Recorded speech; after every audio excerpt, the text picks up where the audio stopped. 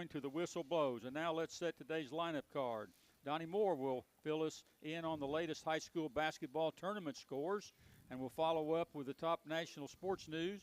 Marcus Fitzsimmons will be on board to update us on what's happening in local sports. Today, Marcus visits with Maryville College Athletic Director Andrew Wu, and I will jump in and talk some UT basketball and then follow up and break down the SEC standings and today's schedule. We're happy you're with us, so let's break the huddle and dive right in. Good morning to all of you on this Indiana morning. Good morning. It's a great morning. Cold and blustery. Sun's out there. Just to be able to hang out with you guys, I can't think of anything better. You couldn't wait. Yeah. I've already been to one basketball game. Granddaughter had one basketball game. Oh, my goodness. We got to get the radio show. Then I got a grandson that's got 2 baseball games this afternoon. Oh, really? Busy day. Baseball. Oh, Baseball. Yeah. Yeah. I mean, hey, It's too cold to play baseball. it's middle school baseball, too. I mean, they're my playing. Middle school? Yeah, they're playing ball That's already. serious, aren't you? So, I'll be pretty frozen by the end of the evening, me and Carol. Yeah. Well, we're hat out there in some gloves. Huh? Yeah. Donnie Moore, I got a little letter rip this morning. All right, let's do it. I love these letter rips. I'm ripping Daytona 500 or whatever they call that deal down there. The greatest Yeah. race in NASCAR. You're Yeah, ripping it. I'm huh? ripping it. This Do morning. it. Yeah. Hey, last Sunday the Daytona Demolition Derby was run, and the race didn't disappoint the rabid NASCAR fans who thirst for what is called the big one at all the good old boys super speedways. 35 of the 41 cars that started the debacle were involved in an accident at some point in the run of the survival of the fittest. 3 major accidents occurred, with the last one deciding the ending as William Byron coasted across the finish line in front of 8 cars who were collected in front of him. On the last melee, Ryan Priest got upside down and was extremely lucky to walk away. Denny Hamlin, who was in front on the final lap before the contact caused him to crash, had some harsh words for the Great American Crash Out. He called the race a crapshoot. He also mentioned that the actions are detrimental to what racing should be on the super speedways. He also remarked that the race was supposed to be a showcase of heroes, but has become a race of luck. And then he followed up by saying, really, really agitated with how we've gotten here. And Ryan Priest, who got upside down, put in his 2 cents by saying we keep beating on the door, hoping the result will be different. And there's a problem at super speedways, he also remarked. And he also said, I don't want to be the example of when it finally gets somebody.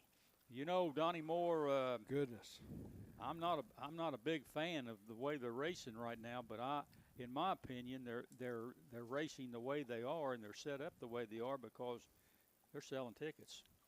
I mean, that's what people want to see. They want to see that bumper-to-bumper action with no place to go, and you know what's going to happen when it's like that at some point in the race. Yeah. And at Daytona last Sunday, they got to see 3 pretty big ones. They sure did. Usually they wait right to the end of the race, but the drivers got a little ahead of themselves and decided to do 2 more before the end. So what do you think, Donnie? Are they lucking out here on the outcome of these races at these super speedways, not getting anybody seriously hurt? Well, I think it's just a matter of time, Mike. Yeah. Until somebody, gets seriously injured or loses their life. And I know they've got safety features and all this stuff on these cars now, but still, when you're traveling at close to 200 miles an hour, you're taking a risk. Yeah. I know there's a lot of difference between stock cars and Indy cars, but, sure. In Indianapolis cars, you're dealing with a lot more speed. Right. Yes. And they're set up differently, and I think they've got their safety procedures down pretty well because they've developed the push-to-pass button. Mm-hmm. So that, at various times during the race, you can push the pass and get more boost, but you only got so many of them. Yeah, it's limited. So you've got a little bit of separation between cars. It's not all jammed up there. So then you put pit strategy in there, the push to pass, and the driver, capability of the driver. You got a lot of factors, but in NASCAR, they're all set up the same. Yeah. You don't have push to pass. You got no place to go. Huh? Stock cars are just cookie cutter cars. They're all built the same. They're all set up the same, and it comes down to the driver. Yeah. Basically. Yeah, I mean, just a little bit of a flinch here or there. I mean, all of a sudden now you got a massive accident, and it's just Because, as Mike said, they're all bunched together. All bunched up together. To me, it's no different than going Alcoa Highway early in the morning. I mean, I don't see too much of a difference between that and Alcoa, 7 o'clock in the morning. Yes, Or Yeah. L.A. Parkway. I can tell Yeah, you this, I've followed IndyCar for years, primarily because I grew up with it. I was only about 30 miles from Indianapolis Motor Speedway, so I grew up with the deal. And I can tell you this, an accident in IndyCar and an accident in NASCAR is viewed entirely different from a standpoint. If there's an accident in an IndyCar, there's pretty much silence in the stand because, the cars are set up to basically come completely apart. Yeah. And a lot of times if it's a serious accident, about all that's left is the cockpit. Because they don't want that impact and that brunt of the blow affecting the driver, so they break all apart. So your big concern is if the individual is all right. NASCAR, you got a lot of stuff around you. You got a lot of car there to work with, but still it's a dangerous sport. Especially you get upside down, you get up in that catch fence. Yep. Then you're asking for some real problems. But I don't know. It just doesn't seem like they're willing to change the procedures. And they've got Talladega is another one of those racetracks. Right. I think it's even more dangerous than Daytona because of the banking. The banking, absolutely. So, we'll see. We'll see. But I don't know where they go. I don't know where they go if they start to change. Personally, I'd like to see them change a little bit and put more emphasis on the driver and the pit crews, making the pit stops and that type of thing. But guys, right now, I think to me it just looks like a whole lot of luck. They had Helio Castroneves in the race last week, the IndyCar driver. I think he had moved up, to like 20th or 18th. I mean, he was running right in there. And I know what he was doing. He was just hanging loose because he knew everybody was going to wreck in front of him eventually. So he was just trying to stay out of trouble. Well, he got collected. So it's a better. He got collected, and he's done. So it's a better strategy to be lower. Let the guys up front beat each other up, and you just stay back. And it was last Sunday because you had two big ones before the ending. A lot of times it's right there at the end where all the melee acting. But I don't know. Well, but you're right. They're not anxious to change for any reason because of the popularity of the regaining of popularity of the sport now. Yeah. And I guess I'm just about as bad as NASCAR fans because I just sort of watch my watch and, I'm watching a basketball game or something. I'm going, well, it's about time for the last 10 laps. I think I'll flip over and watch NASCAR because I know what's going to happen. You're going to have full tilt action then. Absolutely. Yeah, I'm not interested in watching them follow each other for 3 hours or 4 hours. Most exciting part of the race. Right. Well, got some Tennessee notes right here. Lady Vols beat Alabama last week 88-80. They've run their record to 20-6 now, 7-6 in the Southeastern Conference. They're in 5th place, and they continue to have an outstanding season. The baseball Vols 5-0, and Marcus Fitzsimmons. We were talking a little bit about this this morning. This past week, they beat UNC Asheville 29-4 on Tuesday, and they took care of Samford 5-1. 5-1 yesterday, and I tell you what. The ball hitting those bats probably jarred the fingers a little bit. I would say. But and I think it's also worth noting it was Vitello's 300th win at Tennessee. Right. Was it? Okay. Yeah. And he's the fastest coach in the NCAA in history to reach that level, I think. I believe he got there faster than anybody else. Yes. Yeah. Fewer games required. Reach 300. Not in amount of time, but in the number of games played. Yeah. And I want to also congratulate Tony White, who's here with us this morning. He's been named to University of Tennessee Athletic Hall of Fame. And Tony, congratulations to you. All right, thank you, Yeah, thank you. Congratulations. Honored. All right, yeah. We're excited for you. And how much NIL money are you receiving for that? Well, I got to go back and talk to him about that. You know what I mean? You got your agent right I got here. my agent. I got my agent right here. But with interest though. Just a couple of tickets would be nice. Hey, Doesn't it get NIL at Burger King or something like that? Bojangles. No. Bojangles is Carson actually, Newman. I forgot. Bojangles. Yeah. Burger King. Burger King. Yeah. No. Yes, Carson Newman's got a contract. with Popeye. Bojangles. Yeah, that's right. Popeye's chicken. I take I Popeye's chicken. like Popeye. Popeye. Yeah, I like some Popeye. Well, we talked last week. Dwayne was here last week while you were over watching the ball game. And I didn't make it. we didn't make it. Yeah, we talked a little bit also about maybe this helping the situation.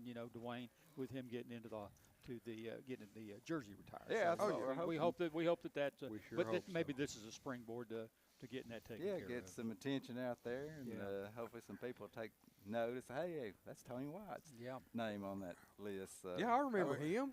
Yeah. Well, like my agent Dwayne is doing a very good job. Doing a Wonderful job. bang Wonderful up job. job. He ruffled some feathers not so and far, everything. not so He far. ruffled some feathers over there, so Well, Tony, I was thinking about the other day. It's great to have those honors and everything, but you got the nickname. There's not very many people that get nicknames. You know what I'm saying? I bet there's only a handful of players that's ever played over at UT that's got nicknames, man. You got the Wizard, and I got the Greenfield Gunner. John Gordon, and there was Kurt Watson that played up football. You remember him at Crossville? He was the Crossville Comet. Crossville You Comet. remember? But not many guys have got that. They got several banners up there, but not very many nicknames, huh? yeah, you're right. You're right. So if it doesn't work out, you say, "Hey, I got the nickname. How many of those you got?" I got the nickname. Right, You're right. You're right. right. Yeah. Right. Well, let's that was talk. Yeah. Go ahead. That was important back in Yeah. the day, a Yeah. nickname. Yeah. But now I don't know what's going on. I do know what's going on. It's the NIL, so they don't need nicknames. They don't need nicknames. Yeah, I'm sorry. nickname. Yeah. Hey, let's talk a little bit about this Tennessee basketball team. They've been off all week. They got Texas A&M down in College Station today, and they're coming off the win last week against Vanderbilt, but they've been off a week. Tony, is that a good thing or a bad thing to be off and not play during the week, and especially when you go on the road? Well, I think that personally they needed that time, because we've been playing some back-to-back games. I mean, hard games. Top 10 teams, and so just to get a rest and so they can get healthy and everything. The rest would be good, but it's a tough one. It's a tough one this afternoon. Yeah. Well, last Saturday they, I really felt like they would win that game going away against Vandy, because Vandy hadn't played real well on the road. They've played well in spurts. Like they played Kentucky last week. They played well the first half. They didn't play very well the second half. That's kind of been the story with them on the road. Now, when they're home, that's a whole different ball game. But they got off to a 16-point lead in the first half, and I'd have to be willing to admit after that, and with Vandy leading most of the game, I think Tennessee maybe got one that they didn't really count on, based on the way Vanderbilt. I'm just saying, while we're on NASCAR and they were lucky, maybe a little bit of luck involved right there at the end of the ball game against Vandy last week. Let's just put it that way. All right, well, we'll take it. We'll take the win. Absolutely, because it's just like baseball. You go 2 for 4, and they're both blue singles, but they look like line drives in the box score, right? That's it. So that's Sure. It's all the final result. But go ahead. Right, but I mean, I just think that we are a more effective team when I think everyone contributes. And, it takes pressures off of, the guys supposed to be scoring and everything. So, the second half, I just think that they just came in and, we took advantage of the situations. We started scoring. And once we started scoring a little bit, I think our defense picked up a whole lot better. Mm-hmm. And so, that's something that they got to work through, But I take the win. Yeah, I'll take the win too. But the first half, Zakai Ziegler. I don't know what was going on there. I mean, he took the first half out. We're down 16 at the half, or not 16, but we were down most of the first half. 16. I think it was maybe 12 or 11 or at the half. But anyway. Ziegler hadn't scored a point. I mean, that was a big difference. Yeah. If Ziegler's got some scoring in the first half, we're not 12 down. Yeah. Not 13 down. Right. We got a different ball game. Exactly. So I thought that was real big in the first half. And I'm not saying he wasn't doing other things on the court. He just wasn't getting any points. Right. Yeah. But at the end, he was taking the ball to the basket right there at the end of the game. He's a big factor at the end of the game. And we've talked about that, up at Kentucky, right at the end of the game, they decided, I think they were 3 for 18 or something from the outside. From the last 3 minutes, they just decided to pump them up from three-point range up there at Kentucky instead of taking the ball to them. Yeah, they're going to taking it the to free throw line and dishing off. And obviously Barnes got the message through that, hey, if it's less than 3 minutes, we're taking the ball to the bucket. Even Lanier was taking it to the basket, too, Yeah. a couple times. Yeah, you know, got to get in 1-and-1. I mean, just jacking up the threes. I think that, we got to play from the inside out, not the outside in, Yeah. So, yeah. Well, Edwards' guy was on fire, wasn't he, for Vanderbilt, though? I mean, he was hey, Vanderbilt's got a good outside shooting basketball team. They got some people that can shoot the ball out there, and Kentucky, too, got some people that can shoot the three. So. But, you mentioned him particularly. Shouldn't you have to look at the basket? I mean, the one from the corner, he didn't even look at the basket. And then that move he put on Ziegler out there, it's like he was looking down the court and threw it up sideways, and it went in without even not even a noise. I mean, it was just bottom of the net too. It wasn't like a roll. It was like banging. He was shooting. I thought a big difference also, not counting Ziegler's 22 points he got the second half was Chaz Lanier's 21 points. Now, what's important about this is when he scores more than 16 points a game, Tennessee's 16-0. If he gets less than 16 points, then the game's in jeopardy. And Tony, he's starting to play better than he went through a little slump, but the last few games he's started to look like he did to start the season. Well, I just think that you got to look at it. He come from North Florida? Yep. And actually he was the second option on his team last year. He wasn't the first. So he come here, he's the first option. But I just think that he's really got comfortable, or he really adjusting to the SEC play. Because during preseason, it's more, loose and everything. But then, SEC play, they really tough on the top scorers. So I think that now he's adjusted to the physicality of the SEC, and now he know that he got to drive to the basket and finish strong, and then that will open up his outside shot. So I think that he's playing well. He's doing it at the right time that we need him right now. Yeah. What impressed me about that game last Saturday, and I think to me it was kind of a game that you hate to see either team lose. And I'm not a big Vandy fan by any stretch of the imagination, but if you look at the stats are the shooting stats and the three-point stats. They're all fairly equal. Tennessee shot 8 more free throws than Vandy shot, but that's primarily because they're toward the end. They took the ball to the basket and they went to the free throw line. But heck, Tennessee turned the ball over 5 times and Vandy turned it over 6. Tony, I mean, when you have a 5 and 6 turnover game, that's a pretty well played basketball game, isn't it? Huh? Oh yeah. I mean, it can go either way there. Absolutely. Yeah.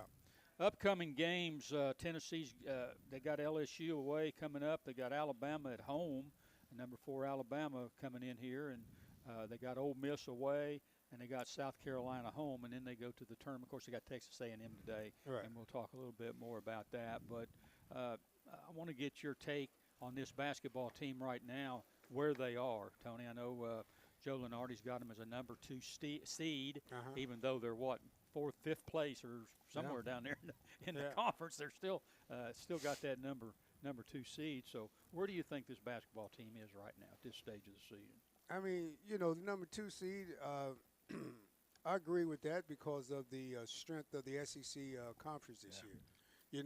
If most of all our games has been in the SEC that we don't lost, and they've been top 10 teams. Yeah. And we just got to stay healthy during this final run. I really do think that, if we stay healthy and, team playing well and playing hard. But, number 2, I agree with it, because we've been in the top 10 all year. So, it's a tough SEC conference this year. Yeah, and even though they've lost, even though they're 5th in the league, I think they're at about where they are. Even though they've lost those games, they've been to really good teams, Donnie. Sure. Yeah. Oh yeah, and all SEC teams. And it hasn't hurt their ranking. When you lose to a good team, that's one advantage of playing the SEC right now. It's not going to hurt you very much. It can really help you if you win some games. Right. Because these teams are ranked. But Dwayne, if you're coaching this team, what do you think they need to do better going down the stretch and heading into the SEC tournament postseason play? Hopefully they can go up against. I know Texas A&M's got some big guys, so they're gonna have to play, down low. I think better, but keep driving the ball. I like the way they played against Vanderbilt. Zakai drew. he drew some fouls, and he drove in there at the end of the game. Of course, Lanier did too, and he was shooting better. But yeah, this game against Texas A&M is going to be kind of tough. Them guys are big. Tony, Physical. I got two areas of emphasis. I think first of all they need to be more consistent. I'm not worried so much about their defense consistency, but I am worried a little bit about their offensive consistency in games. I think they need to be more consistent there, and I think Lanier needs to continue to play well. I think that's very important, and I think they're getting a lot out of Bluetick and. Meshach. He hit a big shot today, 3-pointer. Yeah, he got that 3-pointer out there, and that was big. That really turned the game right there. And that's where Ziegler made that move on Edwards. He about broke his ankle that move that Ziegler hit on, and then threw it to Meshach. That was a big possession right there, yeah. and I'm saying. I like Meshach. I like his defense, but he didn't get you a point in the game before, and there he is putting up the most important shot in the game, and I'm watching the ball go, and I'm going, I don't know about that. And then it goes through, and I'm going, well, yeah, Meshach playing pretty good today, playing a lot better offensively today. Well, that's the key. That's the key. I think that if Meshach come around, I'm not saying you got to be a 20-point scorer. I got a trivia question. I'm just saying, go ahead. Who scored 30 points or more 3 times against Vanderbilt? Oh, I don't know. Tony? Who would that? Tony, yeah. Right. Is he at the probably all 3 times down there in Memorial Coliseum where you can shoot the ball good down there. Oh, it's a great I know gym. that because John Wickerson did that trivia question. Okay. All right. After I sent him a bunch of stuff. Oh, okay. All right. Yeah. Well, I got Texas A&M. Texas A&M's ranked 7th in the country. They did lose.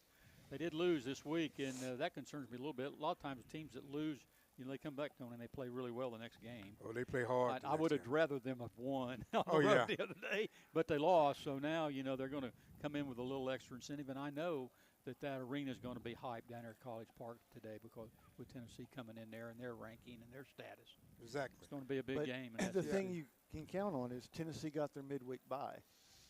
And if there's a team that can benefit from a couple days off, it's Tennessee because of the way they play defense.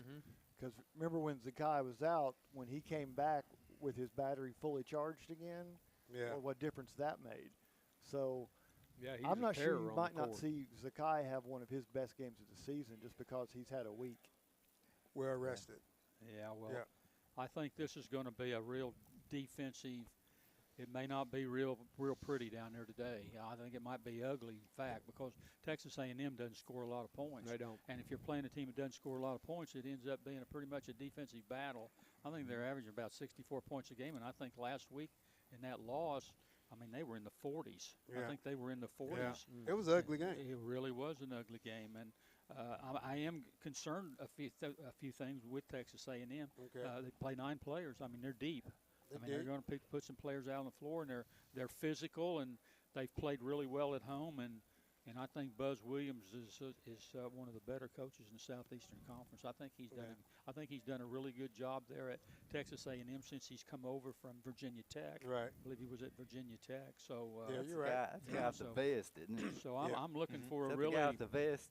Yes. Drives a little sharp down. I'm a little bit off on their offense. They're scoring 74 points a game, but that's not like an Alabama or a Kentucky that's putting up 90-some points a game. A lot of times they're high 80s anyway. Right. And they're very respectable, and they don't turn the ball over much. I think they're averaging about 12 points a game, but they board really well. 41 boards a game, which is a good job. So tonight, well, this afternoon matchup, to me, with that Texas A&M, it's going to be a physical game, and the turnover is going to be the key, especially in the first 3 minutes of the game. The turnover is going to be a key. I'm telling you, because they play hard, Texas A&M, but they foul a lot too. So which is one thing that was bothered me against Vanderbilt was I felt yes, Tennessee won, but it felt like they faltered at the line a little bit. Like they were not their usual efficient self at the foul line. Close it out. Yeah. Free throws. We got to make our free throws too. Yeah. I think they need to they need to get off to a good start, which they didn't do last week. They need to get off to a good start down there. Take the crowd out of the game. Don't get them started down there, because they can make a lot of noise. And and they need to play aggressively on the defensive end and possibly make the game ugly and take the ball to Texas A&M, even though they've got their size in there. Maybe get some people inside in foul trouble. That would help. And offensive, defensive boards, we talk about that. Tony mentioned the turnovers and Lanier, maybe continuing his efforts on offense, and Ziegler and Gainey, they need to put forth some offense down there. And Milicic, you need to make sure you get him involved a little bit down there. Maybe get him a couple of three-point looks. He can hit it out there. Yeah, he can. And maybe some offense out of Meshack could help. Oh yeah. We definitely need it. And take the game in the last 3 and 4 minutes. Stay around for last 3 or 4 minutes, and then there you go. Yeah, we need Gainey to step up on the road tonight. Yes, he's been a little bit quiet here lately. A little bit quiet. That's one thing about Tennessee and Rick Barnes over there. You'll say, well, where's this guy been for a while, or where's that guy been for a while, and then he'll be back, and you're saying, well, he's back, he's playing a lot better. Now where's so and so now? Where's he at? I've noticed that since he's been over there, his tenure. Every team has sort of been like that. Hey, we'll take a timeout here, and when we return, Donnie Moore will provide the high school tournament scores in basketball, and we'll have some other news from around the area, and then veteran sports writer Marcus Fitzsimmons joins us with his feature Mark It Down. You're listening to the GoTeez Sports Page, Blount County Sports Voice, and now stay tuned for the best in local sports. For over 90 years, Anderson Lumber Company in Alcoa has proudly served and supported our local communities. Locally owned, so the money made here stays here. Whether you're renovating a kitchen, bath, new floors, doors, or windows, Anderson Lumber is so much more than a lumber store and can take care of you from design to install. We welcome you to visit Anderson Lumber in Alcoa for all your home's needs, or shop over 67,000 items online at AndersonLumberCompany.com. Anderson Lumber since 1925. Aubrey's is known for real comfort, real food, real good. But remember, Aubrey's is also really into Blount County. Aubrey's Maryville has been a strong supporter of local schools and sports programs for more than 15 years. From baseball to football, dance teams, and marching bands, Aubrey's has helped schools and youth programs generate thousands of dollars. It's easy for us to do because it's the right thing to do. So the next time you're looking to choose a place to eat, we hope you'll choose Aubrey's. Real comfort, real food, real good. See what's on the menu at aubreysrestaurants.com. Welcome back to the GoTeez Sports Page, and here is Donnie Moore with some. We got Donnie Moore coming up with some tournament scores and some other sports action. But it's tournament time, Donnie, and I was talking to you a little bit about the tournaments here before we started the show, and mentioned that up in Indiana they got their annual draw coming up this Sunday, where they got the sectional sites up there. I think there's 64 sectional sites in Indiana, and they do a blind draw. You can play the whole year, but when it comes to tournament time, your seeding is determined about where they pick you out of a hat. That's definitely a second season. And if you're number one in the state and you're in a sectional with a number 3 team, number 4 team, or number 2 team, and you unfortunately draw them out the first game, you may be gone because it's a single elimination deal up there, and so a lot of pressure and a lot of excitement. But I know not all states are set up like that, but I have a lot of memories from those sectionals, and we played at Newcastle. Newcastle was a powerhouse back then, and we would sweat it out, boy, on these draws. Just give us anybody but Newcastle. And if we get them in the opposite bracket, that's really good. Because they were always the home team, and they possessed the largest high school gym in America. It seated 12,000 plus people, plus another. They put 2,500, I think, bleachers around the upper part up there for the tournament, and it was sold out, and you just didn't want Newcastle the first game. Just didn't want them. So absolutely. Anyway, a lot of excitement, tournament basketball. I know Tony had a lot of excitement in high school when he played in his tournaments, but it's that time of year, Donnie. So turn it over to you. It sure is. Thank you, Mike. And like Mike said, the high school prep season is winding down. In one sense, prep basketball. In one sense, it's winding down. In another sense, it's the second season. It's just getting started until it culminates with a state championship of some division. Yeah. And you can lose a few times down here. Yeah, you can. You can lose up to 3 times and win the state tournament. A loss is not fatal. I've never understood the way they do it down here in Tennessee because you can win the state tournament and go, hey, we won the state tournament last year. We lost 3 games getting there, but we still won the state tournament. So anyway, it's all about revenue. I guess. Yeah, I mean, instead of having a single elimination done, the bottom line is the bottom line. Yeah, that's right. Bottom line is there's that dollar figure right that's there. It. Well, let's look about what happened in some of the area high school tournaments last night. The regular season is completed, so start off with the District 2 2A girls tournament, which is being held at Eagleton, girls and boys tournament at Eagleton.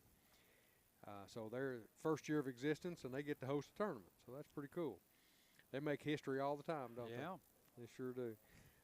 Number 6, Eagleton girls. Were just 3-22 on the season. Now they're 3-23 because they ran into Pigeon Forge last night. The number 3 seed, who is 15-12 on the season, and Pigeon Forge really put it to the Lady Royals 68-31 last night. So their season is done.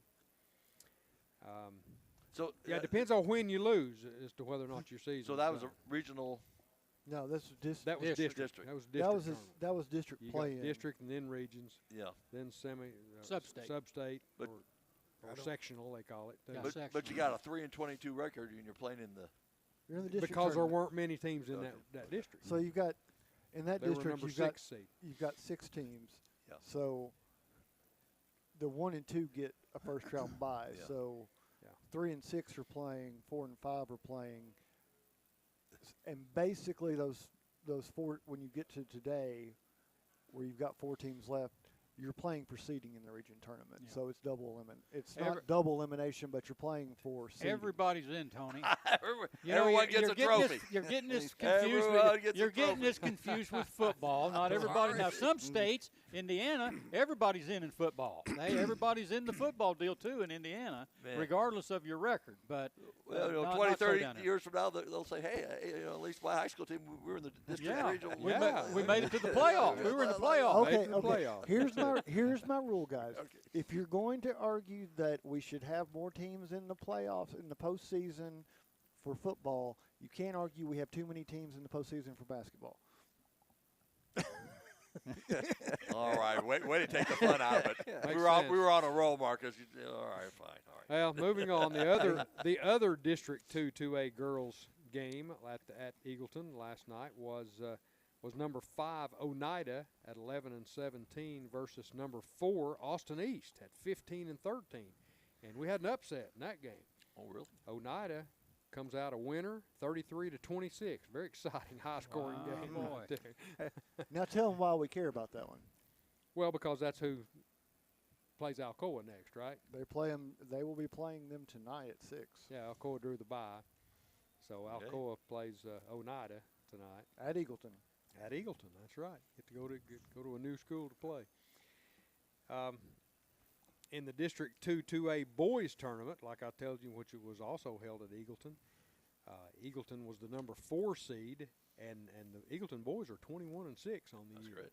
Wow. Great record. Versus number 5 Pigeon Forge. So you'd think number 4 versus number 5 should be a very close game, right? No. Well, it wasn't too close. Eagleton wins this one 66-47. So the top 4 in that district are all very good. Yeah, they are. And there's a line between the 4 and then the 5, 6. Right. Eagleton was 15-12, ended up on the year. I mean, not Eagleton, Pigeon Forge. I'm sorry, Pigeon Forge. Moving on to the District 5 3A girls tournament, which was held down in Madisonville, near Madisonville at Sequoia. We got to follow up with that because tonight Alcoa and Eagleton boys will be playing at 7:30. Exactly. In the semifinal. Now, the loser's not done. They'll be playing for seeding in the region tournament, but the winner advances to the championship to the championship game. You take top 4, right? So you've got the girls at 6 and the boys at 7:30 for Alcoa. Both of those games at Eagleton. Good. In the District 5 3A girls tournament held down at Sequoia High School, the number 1 seed in girls was our own Lady Mountaineers of Heritage High School. Of course. And they were mad about having to drive to Madisonville, apparently. Yeah, they're 27-2 on the year, and they played Loudon, which is Loudon's 14-14 on the year, and Heritage wins this one 67-41. So 26-point victory right there for the Lady Mountaineers. The other game in District 5 3A, Lenoir City versus South Doyle. South Doyle's 12-15 on the year. Lenoir City is 17-11. LC is a 2 seed. South Doyle is a 3 seed, or were. But Lenoir City really whipped up on South Doyle 60-30 last night. Beat them, won by 30 points. So we have that district final set. Yep, that's set. And the consolation game as well. But Heritage girls are on a mission. They sure are. They know where they want to be in 2 weeks, and they're showing it. You know, Rick Howard, I mean, year in and year out, if he is one of the better coaches, And literally did it with his arm tied behind his back for half the season. After that shoulder surgery. But, Rick learned from the best. But I tell you what, now he's such an outstanding coach, and the records of over Heritage just prove it. I agree. Well, speaking of being on a mission, in the District 5 3A boys tournament, which was also held at Sequoia last night, a number 1 seed was Heritage again. Heritage boys, and they're at 21-7 on the year, so they've had a great year. They played Loudon Loudon was 14-12 on the year, and not even close. Heritage boys win this one going away, 70-42. All right, so Heritage. congratulations. You talk about on a mission. I think those boys are on a mission as well, Marcus. But still flying under the radar as far as exactly. everybody's concerned. Like I've said all year long, they quietly win basketball games. Yeah. That's what they do. Well, So- they're when Marcus says under the radar, they're under the radar with the area, with what they're doing, but they're also a little bit under the radar with what's being done at Heritage, with the girls the year they're having. Right. And the tradition that those girls have had Sure. with Rick Howard that Coach Ierulli just mentioned, and now this year has been a really good year for the boys. Yes. And, of course, they haven't had that year in, year out great years, but the last couple of years they've played a lot better. They sure have. And so now they're. And I mean, they had a strong postseason last year where. Yeah, they did do well. If They it had had a good run. if it might have been a different, even odd year, and they'd been at home rather than on the road in region, we might have seen them go a couple games further. But I think that kind of sticks with them a little bit because it was a game against a team they knew they could have beaten. They should, they could have. You're right. Well, let's move up a classification and go to the District 4 4A girls tournament, which was held over at Hardin Valley Academy last night. The number 1 seed was Bearden, and they have amassed a 28-4 record for the season. I think good basketball. I think they've only lost once, maybe in state. Yeah, I think I think you're right. The majority of their losses for out-of-state teams in the teams. holiday tournaments. Well, they had to go up against the host, the number 4 seed, Hardin Valley, last night, and Bearden had absolutely no trouble with Hardin Valley at 10-16 on the year. Bearden wins this one 66-39. So, Lady Dogs are moving. Yeah. They're rolling. And in the other girls' game last night boys didn't play, by the way, last night. Okay. This was just girls. But the number 3 Maryville High School Lady Rebels took on the number 2 seed Farragut Lady Admirals. Maryville was 11-19, but that's a little deceiving according to Marcus. Most of their victories, Victories have are been district wins. District wins. Okay. So, but Maryville at number 3 versus number 2 Farragut at 22-8. So the Lady Ads are doing well this year too. But Farragut wins this one handily, 55-30. Okay. So Maryville will be playing the consolation game. Yeah, right. For region seeding. Okay. And if you're wondering why we're talking about the girls playing on Friday night, if you were looking at the bracket last week and wondering that, everything got pushed back because of the weather. So the games that we were originally on your schedule to be played Friday night are being played tonight, and that is the boys. Right. Gotcha. And that's Okay. where we're 6 o'clock. Delayed by 1 day. So 6 o'clock, it's Bearden versus Farragut, 1 versus 4, and then That'll be a good game. it's number 3 Usually Maryville and number Yeah. 2 West playing the 7:30 That game. should be a good game too. Both of those will be at Hardin Valley tonight. Yeah. And when's the championship game going to be then? I think Not- we're back on schedule next week, and Okay. we'll be back on what's on paper for Monday night. Gotcha. Probably girls Monday, I believe we're. boys Tuesday. I think we're girls consolation and championship Monday, and boys same thing on Tuesday. I think that's probably the way it goes. Moving on to the Division II Single A East Regional Semifinal. Kings Academy girls at 24-7 on the year played Grace Christian last night at 21-13, and pretty good basketball game, 63-56 in favor of TKA last night. So they're moving on. And that's all I have for scores. Marcus, you got any more? You don't have any more scores? Do you? It's paring down now. It sure is. Yeah, it's. We don't have them on there. William Blunt. They played in the tournament. They lost before the semifinals, so their seasons are done. Their season's done. Same thing for Greenback. So yeah, we got less scores coming out of last night. So did both Greenback teams go over on the season? I think they did because they lost. I can last neither week. confirm nor deny the rumors to that effect. I'm thinking that's the case. Have you Anyway, got the better luck tough next year? Yeah, tough year for Yeah, it Greenback. was a tough year. Have you got the boys' pairings? I don't think we've talked about that. The schedule on that. I do Do you not. have that, Mark? Which the pairing? boys? Boys. The Boys boys for. Maryville. You know, Maryville and. Oh no, that's that- what I was saying. They that play district. tonight. Yeah, they play tonight. Yeah, but do you have you said who plays who? In those games? Maryville plays West. Okay. And then Yeah. Bearden plays Farragut. Okay. Okay. Yeah. There you go. A little bit more local news before we get out of here. Trinity Roberts from Heritage High School is wrestling today for a state championship. Great. Yeah, news from the cattle barn. Yes. from After the from first day of the Williamson County Ag Center. individual state Ag wrestling Expo Center. championships going on down in there. Started yesterday. Got through, I think, 4 or 5 rounds, but basically the championship matches are set for the state championships. Those will take place after the break tonight. Okay. The elimination bracket, starting in about 15 minutes, they will do through the consolation side, and when they get to that point that they're down to the elimination finals, they will be playing or wrestling against the losers from last night's semifinals.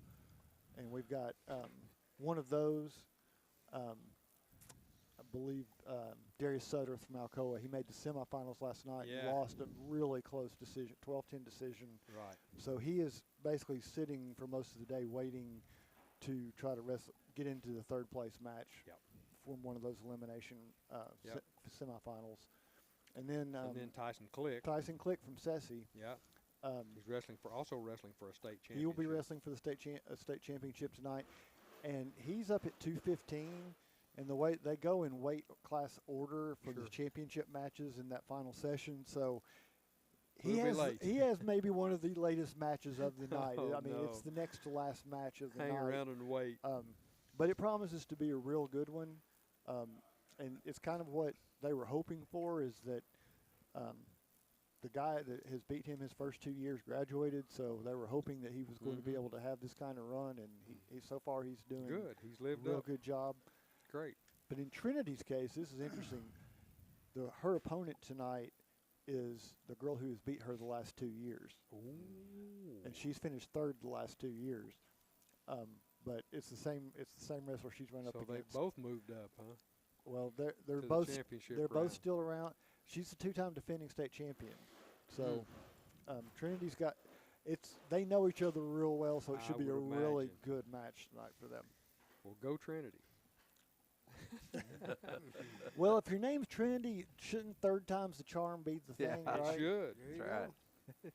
Yep, they had some movies, Western movies, didn't it? Trinity, they call me Trinity, Call and me Trinity is Trinity. still my Trinity name. Returns. Yeah, Killed by is Trinity. Still my name. Yeah.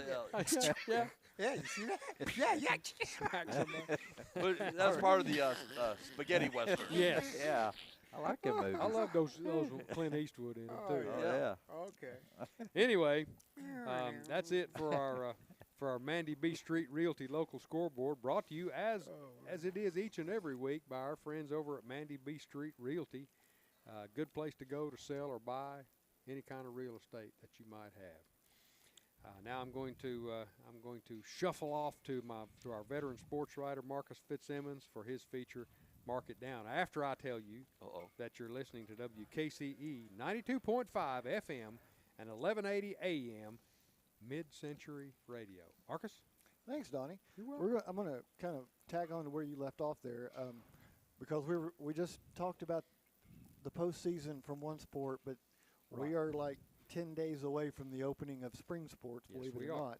So that means the preseason is already underway. So for those people who live and die by baseball and softball and have no consideration for the weather outside, Maryville baseball has 2 scrimmages today over at Lakeway Christian.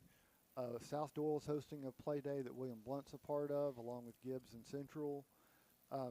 Maryville boys are hosting lacrosse play day today, because this will be the first official season for boys and girls lacrosse as spring sports for TSSAA. Anderson County is hosting a jamboree that the Govs are taking part in for soccer. And then softball, Heritage has their play day, and then there's William Blunt's taking part in another play day. I believe Maryville's got one as well. So there's a lot going on in preparation for that season opener. But I'm going to kind of pick on Coach Ierulli since we have him in the house with us here. You see what happens? I show up there, then all of a sudden now, zoom. All right. And you got Marcus leading the charge. Oh, And don't give him any easy questions either. my God. Okay, so right. if you're not familiar with it yet, we talked about this back in the fall, and there's been some changes. Tennessee introduced flag football as a first-year girls sport. A lot of funding support from the Titans to help make that happen as part of the NFL initiative. A lot of NFL to support. promote flag football in preparation for the 2028 Olympics and its flag football debut as an Olympic game. So We better win. it's in LA, you would hope. Yeah. But to try and foster that and improve, get people used to the game and bring it in this mainstream, what have you. So we have it in as an official sport.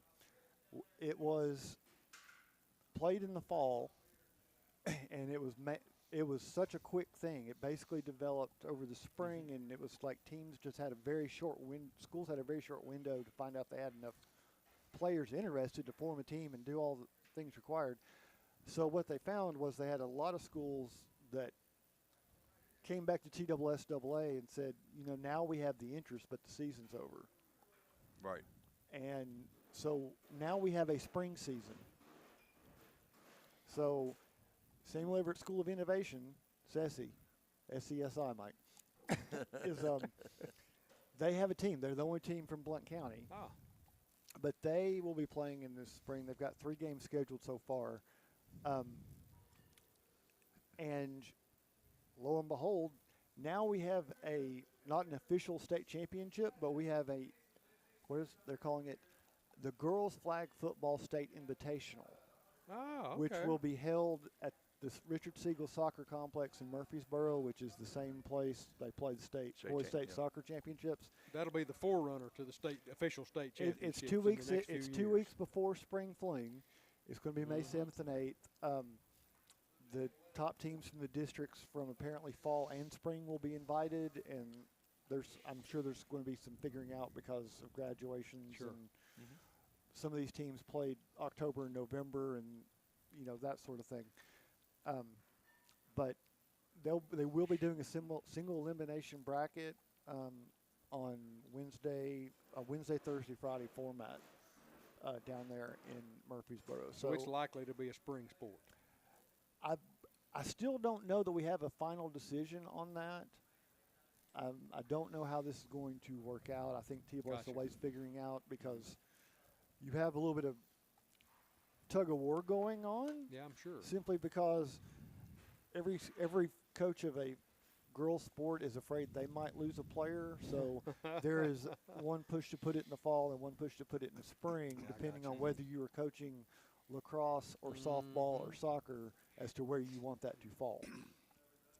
I think the goal, if you will, was not to pull athletes from the sports where they are already playing, but to introduce a new group of students to playing a sport. Right. Was kind of the goal. Which is why I want to pick on Tony. Okay. Because I say this because getting back to the original comment.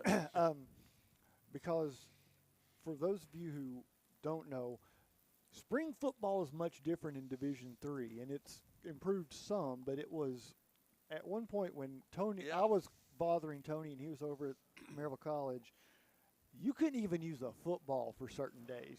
It was so stupid. You know, in Division III, you could have just spring workouts, but you couldn't use a football. I mean, which is absolutely ridiculous. So the way we got around it was we would get a bunch of towels at first and tape it all up and use that, you know, to as a football. And, you know, we did that for a while. Then I said, okay, we're Division III. All right. NCAA is not going to be sending their top. I don't know if you want to be saying this on the air, investigators. But okay. So I said, heck with it. We're going to go ahead and put footballs, and then but that's the way it started off. Then eventually I was a member of the NCAA Rules Committee in 2008, and that was one of the rules that got changed. But it was just, they wanted to make a difference between a Division III athlete and regular athletes, and by not using a football, which is ridiculous. Fall baseball. Baseball's in the spring. Well, they had fall baseball, right? Well, that's like telling the baseball team, okay, you can have a fall baseball, but you can't use a baseball. Can't use a baseball. No, you can use the baseball, you just can't use the bat. Like that. And, it's just stupid rules like that. So this is my question, because you've had to work with some of these things where you're not actually doing live tackle drills. Correct. Doing a lot of Correct. When you toss out tackling, when it comes to reading you from the defensive perspective as the linebacker you are at heart. Right. When it comes to reading the offense, looking for the tells, making the moves, figuring out angles, and teaching those things. Correct. That's pretty much the same whether you're tackling or not, right? Correct. You're working on technique, hand movement. You're working on your reads and your keys, and and you teach your guys. Go hard, but then at a point you got to be able to pull up and protect each other. And so we had, we would go for about an hour and a half. We'd had a lot of different, same type of drills, but we had to adjust for the guys not being in pads. And then the offense would go ahead and run their offensive schemes, and we'd have inside drills and all that type of stuff, which is important to have. But in a way, it made our guys a lot more conscientious of using technique, hand placement, being able to fend off of blocks, and being able to protect each other. Then we'd still have our 7-on-7 drills with quarterbacks and secondary and wide receivers, and that stuff was always good. But you always had to try to work your offensive, defensive linemen into different type of technique drills as well. So I'm thinking technique-wise, from my flag football experience, which pretty limited, but Okay. You still get to play that at various points in your life. Sure. And Parks and Rec offers it, by the way. It's a great league over there. Yeah. The big difference is you're not accelerating into contact. You are trying, not pull up, but you are trying to get yourself in position to pull that flag off. Correct. And you're doing that while the person's not stiff-arming you, per se, because that's not something that's allowed. But you find out just how mobile a person's hips truly are by how they can spin and twist and keep you from being able to reach that flag. Sure. Yeah, So it's a whole different technique. Utilizes an entirely different skill set. It's a whole different technique at that final stage. And I'm wondering, it's not like something that has been coached per se. Right. So I feel like that there's going to be a developing specialty in, for lack of a better word, making the tackle in flag football of how to get the flag. Does that sound like a future point where we're going to have a whole new specialty coach for? Yeah, for flag football. Yeah, I think exactly right. One, you got to learn. You got to really emphasize teaching the players to be able to be agile on their feet, but to stay low. All right, and you're just not reaching and grabbing, but you're staying down low and keeping your shoulders lower than your opponents. The big thing that I think also is teaching, within the frame of football, being able to have them know that you're going to be working technique and different drills like that, but to be able to use your feet. A lot of times football players, they don't use their feet as much as they should, and using those different drill work and all that, they improve their footwork quite a bit. Well, I think I'll tell you what, if Carson Newman ever decides to make a change, I think you have a future as a specialist, as the assistant coach for tackling for flag football. Tony's got a few moves right here. Yeah. Did you like that? I saw your moves. I was trying. I saw your moves. The salsa, baby. Yeah. Fortunately for us, Carson Newman, they don't try to emulate my moves. The forbidden dance, right? Well, thanks for the input, Tony, and Mike, we'll go ahead and turn the page because we got some special guests coming on. Okay, I've got an announcement here along with the high school end of it, and it's not somebody that's played down here, but I've mentioned his name several times on here, and he's fixing to graduate here pretty soon. But Braylon Mullins, the fine basketball player from my hometown, Greenfield, Indiana. He's going to be honored tonight in their last home game. He'll be wrapping up his career at home tonight there in Greenfield, and he will be given a McDonald's All-American jersey. He's been picked to play in the McDonald's All-American game. Fantastic. Oh, great. He is the front runner for Mr. Basketball in the state of Indiana. Great. And he's had a phenomenal career. He's averaging 33 points a game this year and just doing an outstanding job. And he's going to be playing this game. And you talk about pressure coming up in another week. Yeah. Greenfield Central, taking the #1 player in the state, is going to Muncie Central High School to play their sectional, which will be like a district here. You lose, you're out. Yeah. They're in that sectional with Anderson, who's ranked #5, and Mount Vernon, who's ranked #10, and Greenfield's ranked #4 in that sectional.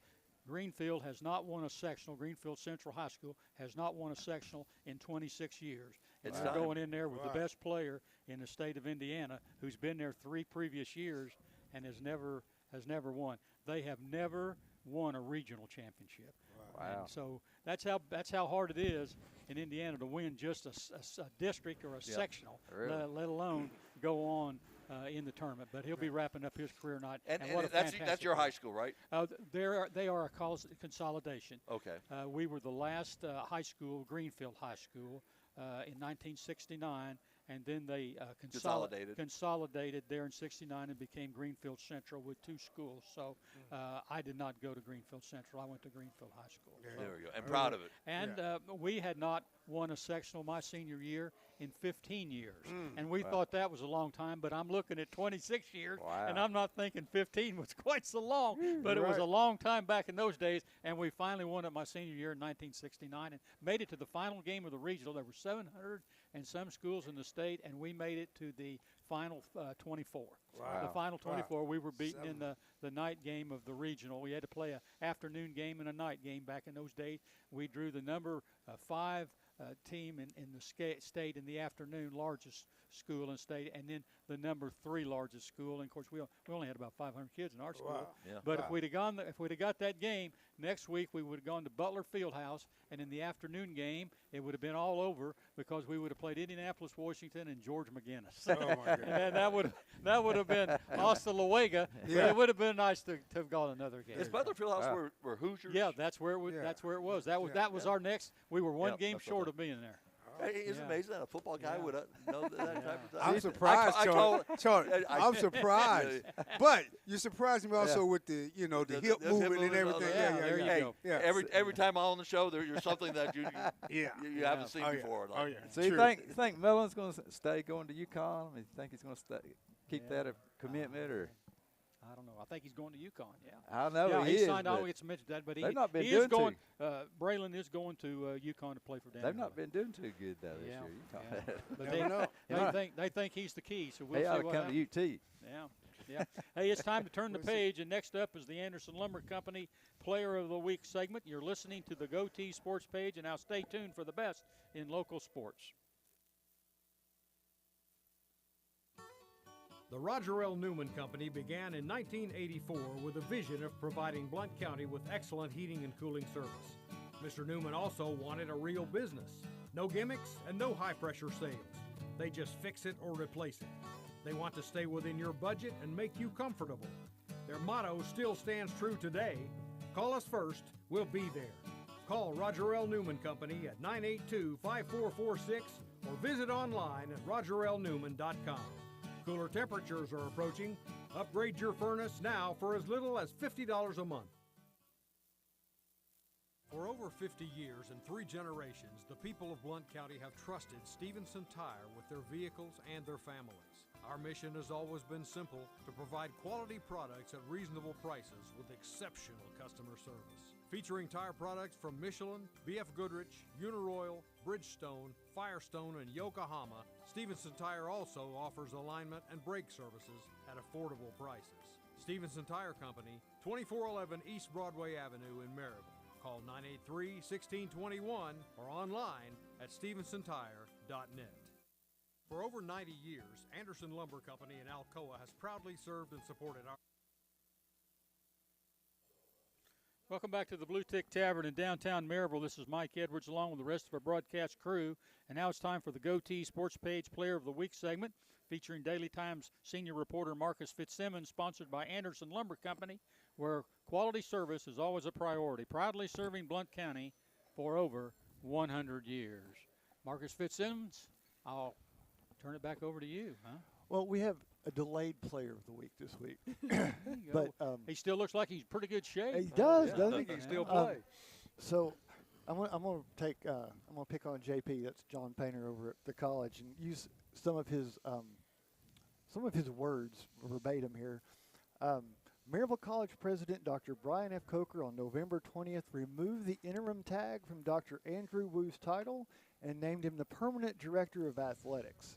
And we are pleased to have Dr. Wu joining us this morning and facing the ordeal that is our sports page panel.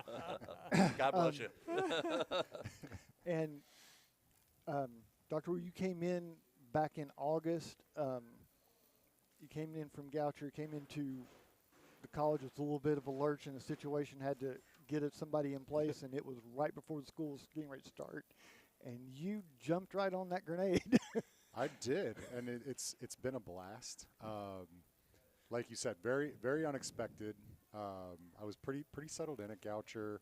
I'm a Marylander, grew up in Maryland, and Goucher's right outside of Baltimore, and family was happy there. And I've known Dr. Coker for a long time, and he gave me a call and said, we've been talking over the last 5 years. I always told you that if I ever had an opportunity to bring in another AD, I'd be calling you, and this is that conversation. I said, well, it's August.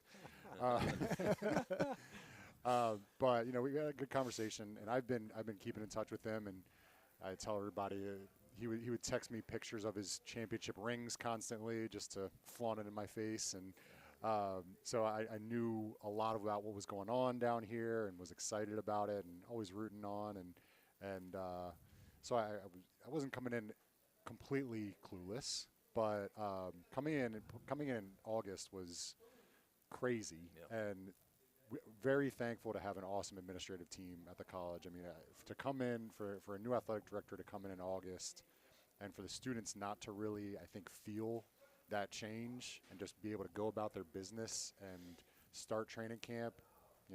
People like JP, Brittany Washington, Jenny, our head athletic trainer, they're just awesome people who are able to make that happen, so I could have some time to settle in and learn the place a little bit. But it's been a blast.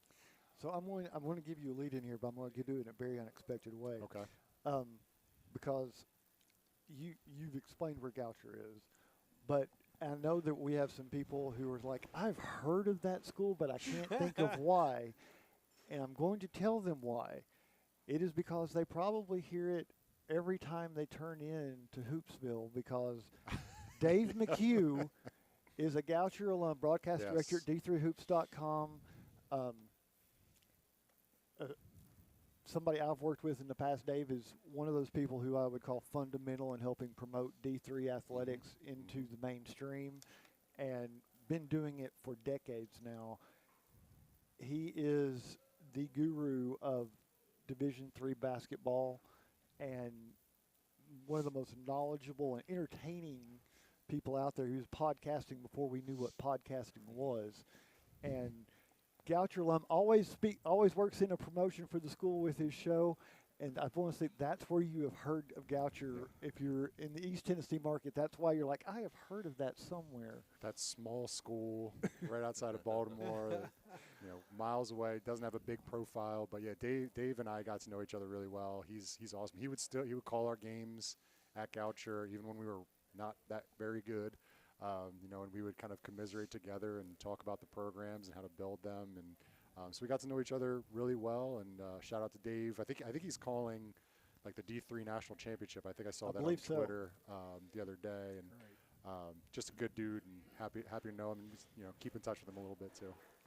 And I'm using that as your lead in because there was good news, and we hope even better news may be coming tonight with the men getting a win and finishing in a tie with Belhaven for the conference championship for the regular season. But the all-important one is to get that AQ, and a lot of that can be determined by who hosts, and do we know who's I think those tiebreakers are going to get complicated, I think. It's very complicated. So Coach Raul and Jeff and I have been chatting quite a bit over the last week about scenarios and what's going to happen, what's it going to come down to. Obviously, we needed to win last night to start that, and the guys came through, and it was exciting, nerve-wracking, but we are tied in everything, basically, and the head-to-head is tied, and so it's going to come down to NPI. Right now, we're a couple tenths of a point above them. If you look at the national NPI standings, every Division III school who has men's basketball is on there. It goes Maryville, Belhaven. So we are one spot ahead of Belhaven right now, a couple tenths of a point. There's a lot of games going on today. So our non-common opponents from the year, we're rooting for the teams that we have played, and we're rooting against the teams that Belhaven have played. It looks good for us. Raul is close with some guys who do another D3 podcast out of Calvin, and they're really up on the NPI numbers. They think that even if all of our opponents lose and all of their opponents win, we still think like a couple hundred points, hundredth of a point above them. So we feel good about it, but we want to let it play out. But we are, just chatting with JP about we might need to start planning for hosting.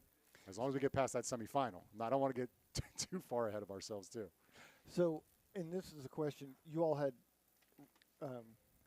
Coach Placeris had worked this out, and I think it was in place before you arrived, but he got the game that he's wanted to play a Division I school, the in-state Division I school, and be their in-state opponent in that exhibition-type scenario. Does that game count in that NPI? No, that would be great. No, it doesn't.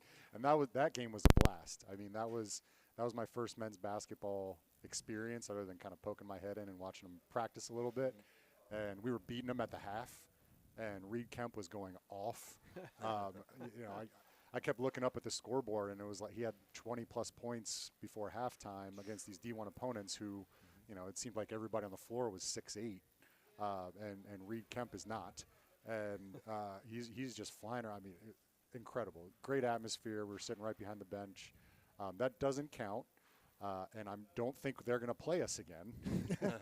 I don't think anybody else is going to be willing to take that phone call. It's going to be tougher to find that D1 exhibition, but I'm sure, hopefully we can find somebody. But that was an awesome experience. Belmont's facility is incredible. My first time in Nashville since some bachelor party. Just like every other person outside of Tennessee. Bachelor party. Okay, never mind. But no, that won't count. And there's a few schools out there who are playing tough games who we played this year that we'll be keeping an eye on those games. But it looks great. I don't want to go on too long about men's basketball, but the job that the coaches did this year, the job that the players did this year, incredible. I mean, we started off with some adversity right off the bat. Lost the first game of the season very unexpectedly. Two all-conference guys from last year hurt for the year. So the team really had to step up. I think Raul and Jeff would probably agree it's their best coaching job ever. And this year we have the AQ in the conference, so it's huge for us to win this conference tournament, because there's been a couple years over the last few years that I think we felt like we should have gotten in and haven't gotten that at large. So I'm gonna take a guess here, but from one of the bigger changes adjusting to Maryville College is that from where you were in Maryland, D3s, you stumble over them every 15 miles.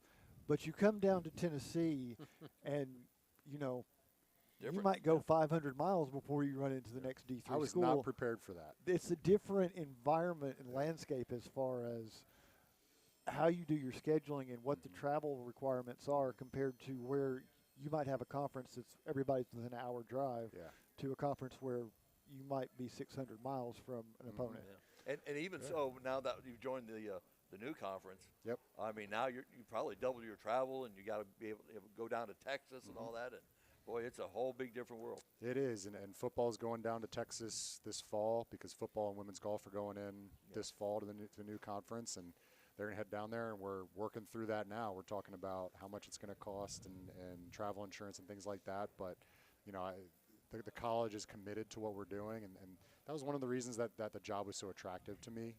Coming to a lot of Division III schools that are divesting in athletics right now just to stay afloat, and Maryville's not doing that. We're doubling down, and that's exciting, and not necessarily my previous experience. And so to be at a school that has that support, for an athletic director from that perspective, it means the world.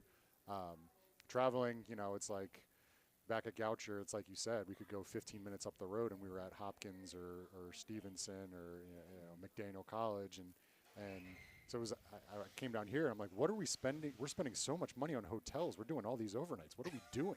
And everyone's like, well, that school's 9 hours away. They didn't realize it. Yeah, sure. So, and I still haven't caught up to the geography around here. People are talking about places they're going. I'm like, is that 3 hours or is that 7 hours? Like, I got nothing. So, well, people don't realize it. In the South, Division III schools they're just few and far between. And so when you do your scheduling, like you said, you got to be able to plan it. You got to make sure it's all well financed. The players got to understand that, like maybe the soccer team, they go on the road. They might be playing 2 or 3 games while they're on the road in order to watch the cost. Yeah, got to save a little money, but going to this new conference is going to be great because the other 2 Tennessee D3s are in this conference, the SAA. So Rhodes and Swanee are in the conference already. It makes sense for us to be in there, kind of build up those rivalries, and we'll have opportunities to do fun things like special events, like who's the best in the state. Who's that top D3 program in the state? Who's the best in football? Who's the best in basketball? And I think it'll be us in both those things, I hope. But it's going to be a lot of fun. And like I said, the Tennessee schools coming together is just something special. There's only 3, so it makes sense for us to all be in the same conference. And ideally, that's what Maryville College has always wanted to do, is be in that conference. Yeah. With Swanee, Rhodes, but Center. also Center College is Barry now that, and so that's a very strong conference. Always have wanted to be in that conference. You mentioned Rhodes. Tennessee being a state that is much wider east to west than it is north to south. Yep. That's a long trip. I'm not ready for it, and that's we made those trips. That's part of the. I always want us to win championships and win every single game. I was rooting a little extra hard last night because I did not want to have to go down to Jackson, Mississippi to watch a men's basketball championship game. Really? 8 hours. It's 5 minutes from my house right over here. That's a much better proposition for us. No doubt. Yeah. And so the big tough question: how long did it take you to find breakfast at Pearson Hall? Oh, no time at all. So actually, when my first couple of weeks. When I was down here, they had me set up in the Fairfield Inn over by the airport. But after that, I was living in an apartment in Pearson's on the 3rd floor. Yep. I was eating 3 meals a day in Pearson's, and I think that was your dorm room, was it? No, I I mean, spent a lot of time in Pearson's, that's for sure. and every time I went down, I took the opportunity to sit with student athletes every meal. You know, I would just kind of look around and make sure I recognize somebody, sit down with them, get to know the student athletes, especially as an interim and thinking about maybe putting my hat in the ring for the permanent job. I wanted to get to know the students. And every time I sat down, I told them, you might complain about this food right now. You might say, oh, you know, burgers again. The deli section is the same thing every day. It's popular. But I Complain about promise food. you, after you're out of school, you are going to miss not having to prepare your own food and clean up after yourselves. Exactly. You need to appreciate this right now because I'm loving it. So outside of traffic, because that's usually my number one answer when I talk to anybody out of the greater Boston-Wash area, what's been the biggest adjustment to life in Maryville? Yeah, well, my family just got down here 2 weeks ago. So wow. we're still unpacking right now, and we're doing that whole thing. I would say, I think it's just a different feel down here. It's a little bit less hectic all the time. I think back in the Baltimore area, you got that Beltway. Everybody's flying around like crazy. Parking's nuts. So I think it's just, lack of a better way to say it, nicer, slower. I think people are very, very kind here and welcoming. And you know, when I was interim, being able to go to lots of events in the community and meet community members. We opened our downtown center just right down the street here during the fall, and I got to come to lots of openings and meet a lot of people, and everybody was just kind, welcoming, excited to meet me. You know, and being, it seemed to me that being the athletic director at Maryville College meant something to this community. We like to describe our way of life around here as laid back. Yep. Yeah. I'm on board with it. Well, I'm on I board think, with though, it. you've been a breath of fresh air Yeah. since your appointment. I mean, I think there's a lot of things going on behind the scenes that we don't need to talk about. But, we needed someone coming here to give stability and a great foundation for this athletic program, because you've got a lot of challenges ahead that you got to do. But we needed get the right person in there that's going to kind of lead us over the next decade or so. Well, And thank so you for that saying that, and a lot of alums are just very happy that you're the athletic director and giving that stability into the athletic program. Yeah, I'm trying. It's I think my experience at Goucher was, you know, when I took over at Goucher, I talk about this a lot. We had a legendarily bad year right before I decided to take the athletic director job. Both of our basketball teams went winless. Oh. So part of my thinking was, well, I can't do any worse. We can't get worse. But it was a huge challenge building up, and I think that experience, you know, for a young athletic director with first time in the chair, to be able to start with, you know, basically the worst kind of situation you can, and learn a lot of lessons. You know, I made a lot of mistakes, but that experience coming to a place that is well ahead of where Goucher was and has a much higher ceiling. Yeah. I think doing those things at Goucher is really helping me. But thank you for saying that, man. I appreciate it. So, and this is another trick question here, but just for fun, given your athletic past, how long did it take you to find Coach Fernandez, and did you manage to get on the field and do some workouts and stay in shape? I've told him I'll Because get out there for with him. Folks who don't know, you were all conference as a keeper in soccer. Yep. All region as well. Just heads up. Oh, there you go. Let's get it all. There you go. This is the kind of show where Everything's those right. There we details go. matter. So yes, thank you for pointing that out. No, I've told Pepe, you know, if you're ever having like a fun practice where your teams just want to like beat up on me a little bit, I'll put on some gloves and do my best. I mean, I don't think I've played any actual goalkeeper side. The thing about goalies in soccer, every goalie, the minute you play your last collegiate game, immediately becomes a striker. And you go play these adult leagues, and you're out there trying to score goals because you had the least fun position in possibly all of sports for most of your life. But yeah, Pepe is an absolute institution at the college. He's a legend. John Baker as well, our associate head coach, and you know, our soccer teams are so fun to watch. As a soccer person, you know, I was blown away by the quality and skill of the women's team, especially they're so good. Some of the talent we have on that team is incredible. The men's team was a lot of fun, and going back to the SAA, you know, men's team took down Barry, who was very good in the SAA, and dealt with some injuries, but you know, made the semifinals. And but yeah, I have told Pepe I'll come out. I'm kind of waiting for it to warm up a little bit and maybe get out there in the spring, like the non-traditional season, and see what I got left in the tank. Well, you know, if you leave that offer out there long enough, when the summer camps come around, he will take advantage of you and calling you to come help. He'll probably shoot some balls himself too, just to try to get at me a little bit. Well, the thing about Pepe's in the summer camps, I mean, they're packed. I mean, you know, for years and years, he's great recruiting tool. Exactly right. You know, one of his coaches, John LaCava. I know you've been LaCava, another institution at the college. Yeah, he and I played. We went to school at the same time, and close friend, and so you know, he's one of those legendary guys, and I'm glad that he continues to do a great job over there. Yeah, well, it's one of the cool things about the college. I mean, even like, baseball's playing today. We got Pokey Reese is still out there doing his thing, and it just shows how much people care about the place. And Donnie, I know we're tight on time, so I'll try to wrap this up. But there's so many good questions to ask with the opportunity. Are there any major developments that we have details on yet that you can share about what the future of athletics is going to look like at the college, or master plans or anything that are moving along now that you've had a little bit? It's real. We say a little bit of time. It's still only a couple months you've had to get your head around all this. Yeah. No, I mean, well, there's a few major projects we need to get done. I would say, you know, from talking about the new conference again, you know, a lot of schools in this conference have a lot of money and have really great facilities. I would say we have some really great facilities, and we have some that are a little deficient compared to our peers in the SAA. So, you know, football. We need to do something with football. We need to make our facilities a little bit more exciting, more attractive. We're planning some things right now to hopefully get some campaigns off the ground. Cooper needs some renovations, our main building. The gym itself is fantastic. It is. But locker rooms, some of the locker rooms are pretty rough. Some of the support facilities.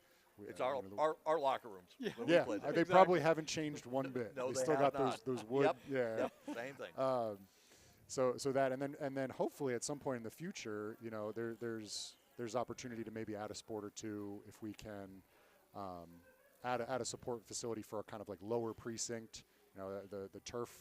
It's no secret the turf is lined for lacrosse, and lacrosse is kind of a growing sport in this region. I come from Maryland, where lacrosse is king.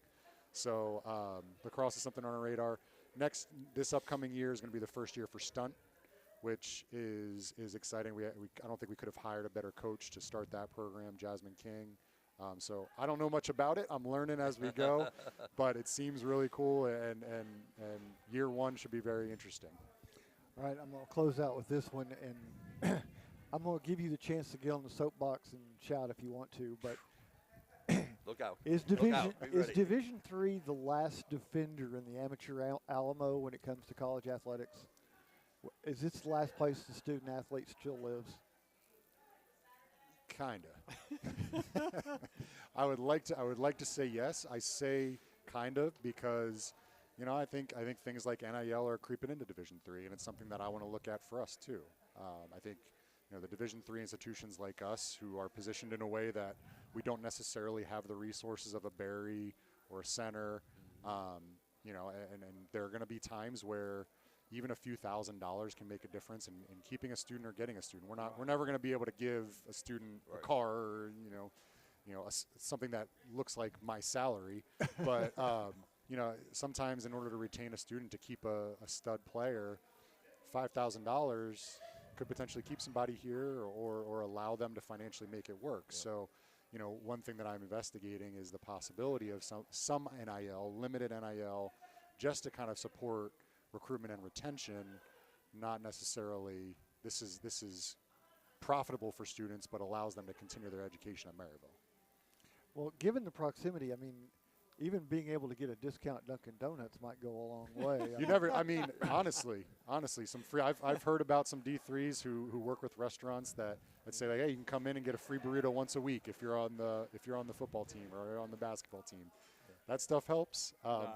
But yeah. I think so. Going back to your actual question, you know, one thing I love about D3 is that the students don't do it to make a bunch of money and I think most of the time they're choosing a school that actually makes sense for them. They're not choosing a school that threw the most athletic money at them or, can potentially be a springboard to professional sports. They're choosing it because it makes sense and they love it, and it gives them opportunity to do what they want to do and focus on being as good as they can be, and that's it. And I think that's beautiful. And, Division III is still the last place where they're called really student athletes, and they truly are.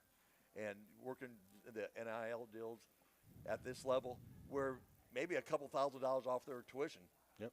To the college. I mean, that's a big deal because room and board. Yeah, room and board. I mean, it's because all these schools are $40,000, $50,000, $60,000 a year, and you being up in the Maryland area, I mean, might be even more than that.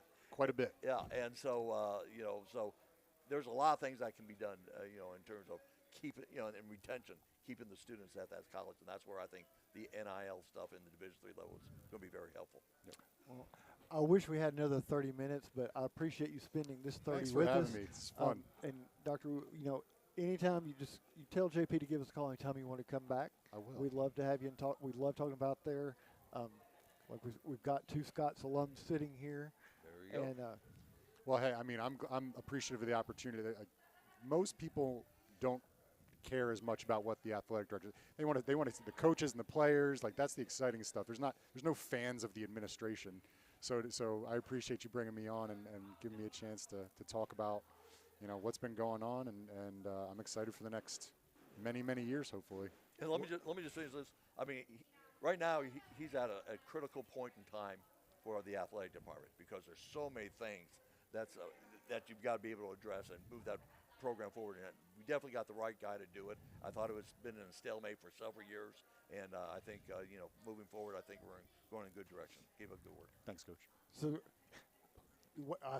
I'm famous for my bad marketing ideas. So okay. I'm seeing right now with Tony's image, I can see a shirt with his face that says "Woohoo, Maryville College." Oh no, you Oh, don't want to see any. shirt This with my last face. name of mine, man, you can do anything with this last name. I'm telling you, and the students do. Oh, I bet. I'm sure they do, and I'm sure the opposing students do even worse. Oh, I most of it I can't say. That's good. Well, and like I said, I appreciate your visit, and we would love to have you back whenever you got the opportunity. Absolutely. Mike, let's go ahead and turn the Okay, page. Mark, it's time for a break. When we return, it's the Boys Sports Spotlight as Donnie Moore will be up with the national sports headlines, and I'll follow up with some UT basketball. You're listening to the GoTeez Sports page, and now stay tuned for the best in local sports. Our local communities. Locally owned, so the money made here stays here. Whether you're renovating a kitchen, bath, new floors, doors, or windows, Anderson Lumber is so much more than a lumber store and can take care of you from design to install. We welcome you to visit Anderson Lumber in Alcoa for all your home's needs, or shop over 67,000 items online at AndersonLumberCompany.com. Anderson Lumber since 1925. Aubrey's is known for real comfort, real food, real good. But remember, Aubrey's is also really into Blount County. Aubrey's Maryville has been a strong supporter of local schools and sports programs for more than 15 years. From baseball to football, dance teams, and marching bands, Aubrey's has helped schools and youth programs generate thousands of dollars. It's easy for us to do because it's the right thing to do. So the next time you're looking to choose a place to eat, we hope you'll choose Aubrey's. Real comfort, real food, real good. See what's on the menu at aubreysrestaurants.com. Welcome back to the Bluetick Tavern in downtown Maryville. This is Mike Edwards, and it's time for the Boys Sports Spotlight with Donnie Moore. Donnie, what do you got this morning? Oh, okay. I got you. I don't know if he's got anything or not. We've got some. Got me worried here. No, we do have some sports headlines of the week. As always, brought to you by Fast Signs. So great. Let's get right to those. Well, the Dallas Cowboys have a new head coach for the 2025-26 season, but what they don't have is one of the game's best and most reliable blockers, offensive guard Zach Martin, who is planning on retiring. Martin, 34, was a 7-time All-Pro selection and a 9-time Pro Bowl pick in his 11-year career with the Cowboys. He was a first-round draft choice out of Notre Dame in 2014. I was a little He's worried about gone. there. I thought he was going to say, and what they don't have is any players. Well, it depends on who you talk to there. The New York Yankees have altered a George Steinbrenner era policy on facial hair. Oh. Yeah. Yeah, I saw Moving that. forward, the club will allow players and personnel to have well-groomed beards. Yeah, who's going to decide whether they're well groomed or not? That's what we got to figure out. Yeah, what's whether it's- well groomed? Whether it's well-groomed or not. So, Yeah. so the Yankees done went to well groomed. I mean, the beards now. Yeah. Yeah. How about the World Series? I mean, a title. I mean, championship. I I don't mean, know. what about the beard? I don't care. Don't know. I don't We'll care see. how the beard looks. What if one of those pitchers come out there with one of them Raleigh fingers mustache deals that come out there and Yeah. curl around? If it's well groomed, is that all right? If it's if it's waxed, Yeah. I'd say it's all right. Well groomed. That opens up a real It real does. ball of Can of wax worms, right doesn't there. it? All right. LaSalle head basketball coach Fran Dunphy, one of the winningest active coaches in men's college basketball, is about to call it a career. Dunphy, who previously coached at Temple and Penn, plans to turn in his whistle after the 2024-25 season. The 76-year-old is in his third season at LaSalle, his alma mater, with a 43-51 record there. So not a great record. Dunphy will remain with the school after coaching in the role of special assistant to the president, which will include a lifetime contract. Wow. There he goes. Special assistant, yeah, lifetime contract. Like his agent. Yeah, no doubt. It's time to go now. Yeah, yeah. Oh, congratulations. The San Antonio Spurs announced Thursday that 7'3" phenom Victor Wembanyama will not play for the remainder of this season after Wemby was diagnosed with deep vein thrombosis, a type of blood clot in his right shoulder. I've had that. Yeah, it's not fun. Well, I didn't have it in the right shoulder, but I had it in the leg. Yeah, it's not fun, is it? You know, you got to go on blood thinner. Yeah, that's what he'll have to do, and they don't want him Yeah. in competition when he's on Yeah, the blood you thinner. get cut. You know, that's a problem. Yeah, no doubt. Blood thinner. Bobby Portis of the Milwaukee Bucks was suspended by the NBA for 25 games on Thursday for violating its anti-drug policy. The league said Portis tested positive for tramadol, a pain medication, and it's banned by the league and by the World Anti-Doping Agency. Portis and his agent claimed that the positive test was a result of mistakenly taking tramadol, believing it to be the NBA-approved pain med, Toradol. He thought he was taking Toradol, but he's really taking tramadol, Yeah, right. Good try. which is an opioid. Tramadol's an opioid. Yeah. There you go. I don't know. Yeah. There you go. Well, I'm not up to date on all that. well, Those oids. well, the only thing I'm saying is that Hemorrhoid. You know, Hemorrhoid. Yeah, I got the hemorrhoids. We don't want that. oh no. Tony. Yeah. Nah. Yeah, don't want to put a finger to that. No. Oh my goodness. Mike talked about this a little bit earlier. Are we still on the air? Yeah, we're I'm for trying the to- moment. I'm trying to for be the the Ray moment. Tr- Remember the- your the wife's watching. Updated Dre Trail version. Yeah. We talked about this a little bit earlier. William Byron won the 67th annual Daytona 500 on Sunday for the second year in a row. After an hours-long weather delay, Byron took the checkered flag at Daytona International Speedway when a crash took place on the final lap. NASCAR kept the green flag out, which is fairly unusual. But Well, they was afraid they wouldn't have enough cars to finish. well, another lap. that's true. Byron quickly moved to the front as other cars crashed around him. Tyler Reddick finished second, with seven-time Cup Series champ Jimmy Johnson finishing third. Yeah, I think that's a big story right there. Jimmy Johnson it coming is, coming yeah. out and running it. Coming back. Yeah, another wreck. He could have won it. Yeah, exactly. Pole sitter Chase Briscoe took fourth, followed by John Hunter Nemechek. Osceola Magic, that's a G League team, by the way, the Osceola Magic.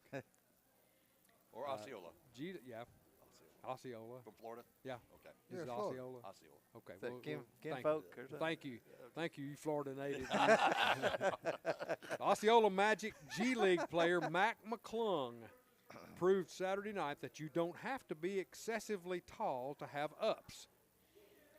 The 6'2" McClung won the NBA slam dunk contest with a dunk that featured McClung leaping over a car that had a person standing through the sunroof in the car and protruding all the way from the sunroof. And it was a backwards dunk at that. Huh. So he jumped up, grabbed the ball, and dunked it backwards as he went flying over the top of the car. Yeah. Hey, you see that all the time on the beaches of Daytona, late at night. Yeah, but down there on the beaches, they've had about 12 cool ones down there. Yeah, no kidding. Yeah. McClung has won the contest for the last 3 consecutive years. Yeah. And he's That's not great. even an He's not NBA an player. NBA. That's great. I mean, that's just leaguer. wonderful. I mean, Oh, it's fun to watch. Yeah, it is. he's saving the NBA dunk You better contest. believe it. I mean, because people don't want to participate. Yeah. That's true. I don't understand why. But Oh, we'll money, see. money. Well, yeah, I money, know. money. It's all about the dollars. It is. On this day in sports, February 22nd, which is traditional George Washington's birthday. Happy birthday, 22nd. Happy birthday, George. Yeah. They messed it up and made it this President's Day that falls between Lincoln's and Washington. Washington's birthday. My birthday's on February the 12th, which is Lincoln's birthday. Oh, Abraham yeah. Lincoln's birthday. There you go. He was born on my birthday, I always like to say. There you go. And I will say that everybody at this table, when we were in school, we had to color pictures for both Washington and Lincoln in Yes. primary school. Indeed. They didn't You're combine them right. until after we were out. You are exactly Yeah. right. But on this day in sports, February 22nd, 1933, a man by the name of Malcolm Campbell set a world land speed record of 272 and 46 miles per hour in the Bluebird on Daytona Beach. There you go. Wow. Can you then he imagine dunked. going that? Then he dunked. Can you imagine going that fast on Daytona Beach, Mike? Tony, he had 12 cold ones and got in that car and set the record. They, out of there, did a reverse dunk over there. Was like that? Daytona Beach, Was that hold my beer and watch this? Yes. Yes. Oh, Yeah. 1957, jockey Ted Atkinson collects his 3,500th win. Wow. He won 3,500 races as a Wow. jockey. Wow. Always walked kind of funny. Yeah. His jockeys were too tight. He's real bow-legged. 1959. Oh, my goodness. 1959. The first Daytona 500 was held. Lee Petty and Johnny Beauchamp crossed the finish line simultaneously, and Beauchamp was declared the winner. But that ruling was overturned after 3 days by NASCAR founder Bill France Sr. And Lee Petty gets the win. Yeah, they got After them 3 together. days. They got them together after the race, and they fought. They had a fight. Whoever won, and that's who won the Yeah. race. Yeah. 1962, Philadelphia center Wilt Chamberlain. We know him, don't Yes. Yeah, Will Still. Steele. He set the NBA record with 34 free throw attempts in one game in the Warriors' 139 to 121 win over the St. Louis Hawks. And he hit 5. He hit 19. That's pretty good for Wilt. Yeah. He shot him underhanded. Yes, he Remember, he did. saw, That's right. granny style. Granny shot. Yeah. Who was Yeah. the other one? Rick Barry. Rick Barry. Rick Yeah, Barry. yeah. Wow. 1979, Billy Martin was named the manager of the Oakland A's. 1979. Wow. Boy, Billy had a great career, didn't he? Yeah, that was one guy that was never boring. Yep. No, Hired him, absolutely. Never got boring. hired and fired more than any other coach. Yeah, and enjoyed it. Yeah. Yes, he did. 1980 was the famous Miracle on Ice. The U.S. hockey team defeats the Soviets 4-3 at Lake Placid, New York. Yeah, my son was born on that day, and he was born in Avenue, Virginia, and I started watching it on TV, and then I had to get it on the radio on the way to the hospital. Okay. Yeah. Here's an interesting fact. All right. That game was played at 4 o'clock in the afternoon. TV didn't cover it. It was No. not covered. They showed it on It was replay, a replay. in the evening. Yeah. So, so, I mean, it was not that big of a deal to be covered by NBC Sports or anything like that. So Wow. today's Brett's birthday? 24. 24th is, okay. I got you. 1988, Bonnie Blair skates a world record 500 meters. She skated 500 meters in 39.1 seconds. Wow. Awesome. That's pretty bad, it is. Birthdays today. We got a few. 1934 Hall of Fame manager Sparky Anderson Won a World Series in 75 and 76 with the Reds. Won a World Series in 1984 and also named two-time Manager of the Year with the Tigers. Born in Bridgewater, South Dakota. Died in 2010. Great coach. Great coach. Sure was. Legend. 1943, Mike. Dick and Tom Van Arsdale. There you go. Both NBA players. Born in Indianapolis, Indiana. Dick died in 2024 last year, and Tom is 82 years old. Yeah, today. Dick just died about a month ago. Yeah, It hadn't been wasn't very long since he's passed away. Identical twins. Couldn't tell them apart. That's right. Who And, did they play for in NBA? Weren't they together? Yeah, Tom, I think he played for Cincinnati for a while, and Dick, he played for the Suns, and then they ended up playing together. Yeah. Okay. I think that's how it worked out in the Phoenix, and then they stayed out there. Mm-hmm. But they were outstanding high school players at Yeah, they Manual were. High School in Indianapolis, and then they went on to Indiana University and played down there for, I believe, Branch McCracken at IU. And Big Ten was real strong back then. I don't think they ever won a Big Ten title down there, but they were identical twins. They were at a basketball camp when I was in the 8th grade, and Dick was my counselor. And I had some contact with him within the last year. Both of them founded an art studio out in Phoenix. Once they went out there, they were painting. They retired out there, and they were hanging around their house. And their wife says, "You got to get out of the house. You, both of you. I don't care." And they said, "Well, what about us singing? What about we can sing a little?" No, you don't need to be singing. And said, "Well, we can draw pictures a little bit." Said, "Yeah, that'll be a good thing. Draw some pictures." So they went out and formed an art studio out there, and became artists out there. And I had some contact with Dick there in the last couple of years. Talked to him on the telephone. Great guy. Talked about high school basketball there in Indiana and college and so forth. But yeah, he was out there with his brother Dick, and he sent me some of his paintings. And Really? so it was kind of cool. And he passed away. Had some health problems, and he had a stroke several years back, and so forth. But So they paint pretty good. Huh? Yeah, they sort of look. Dick's paintings sort of. You remember Grandma Moses? Yeah. Some of her paintings. Yeah. A lot like that. But they did scenes, of Indiana and the coast out there in California. That time they're pretty good. Wow. Pretty good. One of them did oil, and then the other one did more of the sketching type. I don't know what you call that, but yeah. Maybe that's what we ought to do, Tony. Take up paint. Yeah, you need to take up something. Hey, it's nice. Yeah. It's nice weather in Phoenix. Yeah, it's nice weather in Phoenix. I'll buy your first Crayons. I'll get the crayons. Okay, all right. Hey, 1950. Dr. J. Happy Dr. J, birthday oh, to yeah. Dr. J. Julius Irving. Yeah. Played in the ABA, NBA star, in both leagues, in fact. 11-time NBA All-Star. Born in East Meadow, New York. He's 74 years old today. Wow. 75, actually, today, isn't he? Yeah. 1963, Vijay Singh, a Fijian golfer. Won the Masters in 2000, PGA Championship in 1998 and 2004. Born in Lautoka, Fiji. There you go, Tony. 63 years old today. There you go, Tony. Fiji. Yeah. One death of Road trip. note. One death of note. In 2005, a guy by the name of Reggie Roby. Remember Reggie Roby? Rick Roby. He was a punter. No. For the Punter.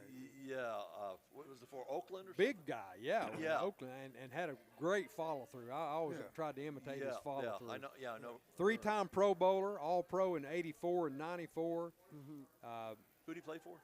Was it? I Oakland? think it was Oakland. I Yeah. thought, He played for the Dolphins too. I know. Yeah. He was the 1980s All-Decade team. Right. Played for the Dolphins.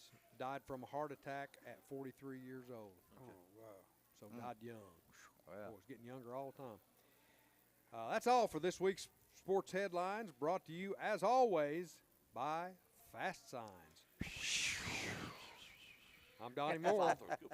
Back at you, Gunner. I am Mike Edwards, and I'm here with Donnie Moore and Marcus Fitzsimmons and Tony Ierulli and Tennessee basketball great Tony White and Alcoa standout Dwayne Easter and Tony, the SEC standings, I'm looking at Auburn at 12-1. They've won 12 out of 13 games in the toughest league that this conference has probably ever had. That's sort of unbelievable when I look at that right now. Yeah, it is. But they're doing it with experienced players. Yeah. Yeah. Yeah, most of them are 5-year guys, aren't they? Yeah, 25 years old. 25, yeah, 25, 24, 20. Yeah.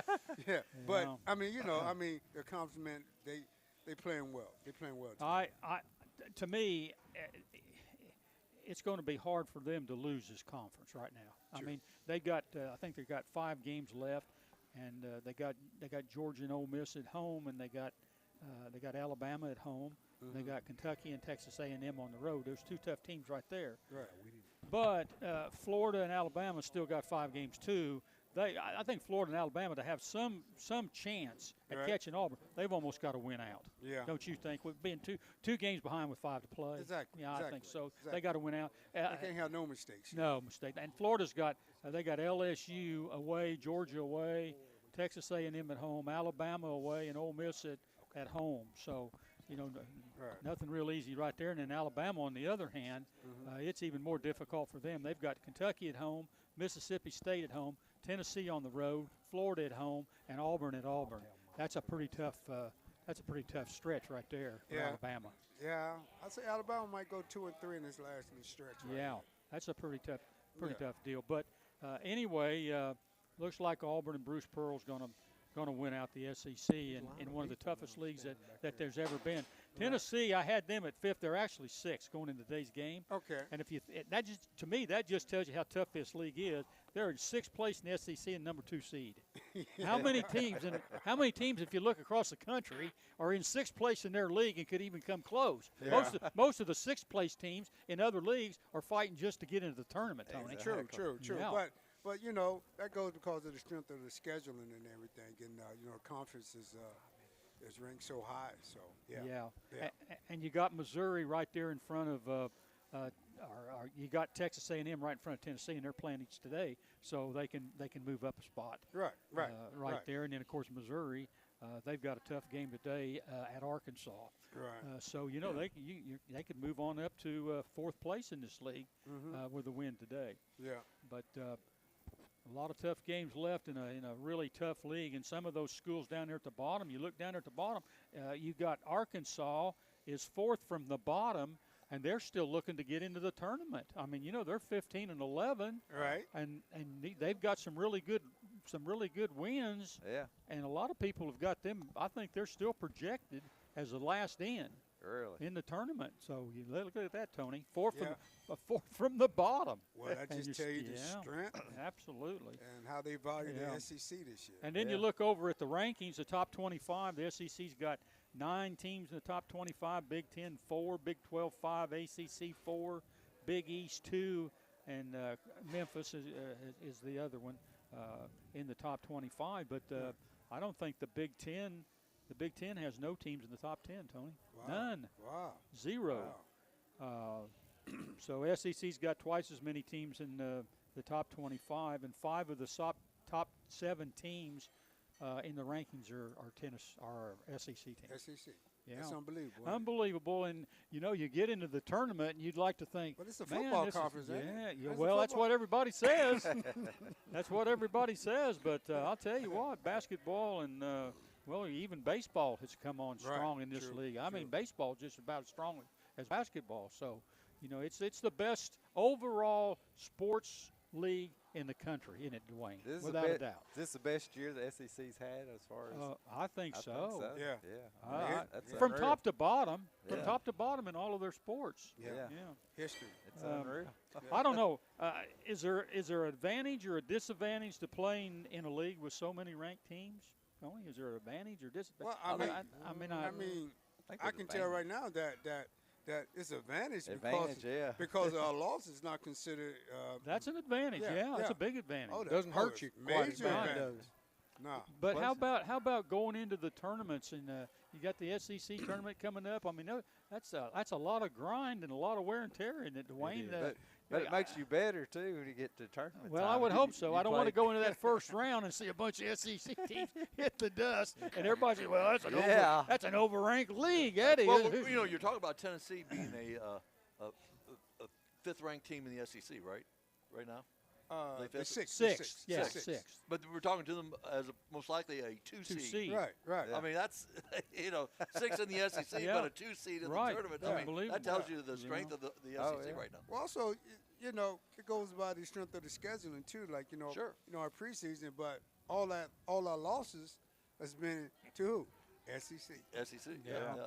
I was looking at Lenardi's deal, and they've got Tennessee as a number 2 seed in the East, and he's got Tennessee right now playing Central Connecticut. Not a real household name. I don't know that I've ever heard of Central Connecticut, but the winner of that game then would play the winner of St. Mary's and West Virginia. Pretty good draw, but Duke and some of these number 1 teams. I think one. I can't remember what number 1 seed it was and what region it was in, but the winner of that would probably get Connecticut, in their next game as a number 1 seed. And I'm looking, boy, I'd sure rather had St. Mary's in West Virginia, even though Connecticut's not having a great year. Right. They've got some pretty good players there at Connecticut. I think I'd rather be looking at this right here. So, Tony, what do you think? I think that's a pretty good place to be, and they're in the same region as Duke. Right. I mean, that's a good draw if it come out that way, but still, it's the NCAA. Yeah, you got the Cinderella teams. But they are in the East, and that's better than being, a long ways away. Exactly. Yeah. I'll probably travel to a couple of games if they're in the NCAA East region. Okay, Donnie Moore's over here saying we got to go to break, so that's what we're going to do. Hey, time for a break, and when we return, we'll be back to close out today's show. You're listening to the GoTeez Sports page, and now stay tuned for the best in local sports.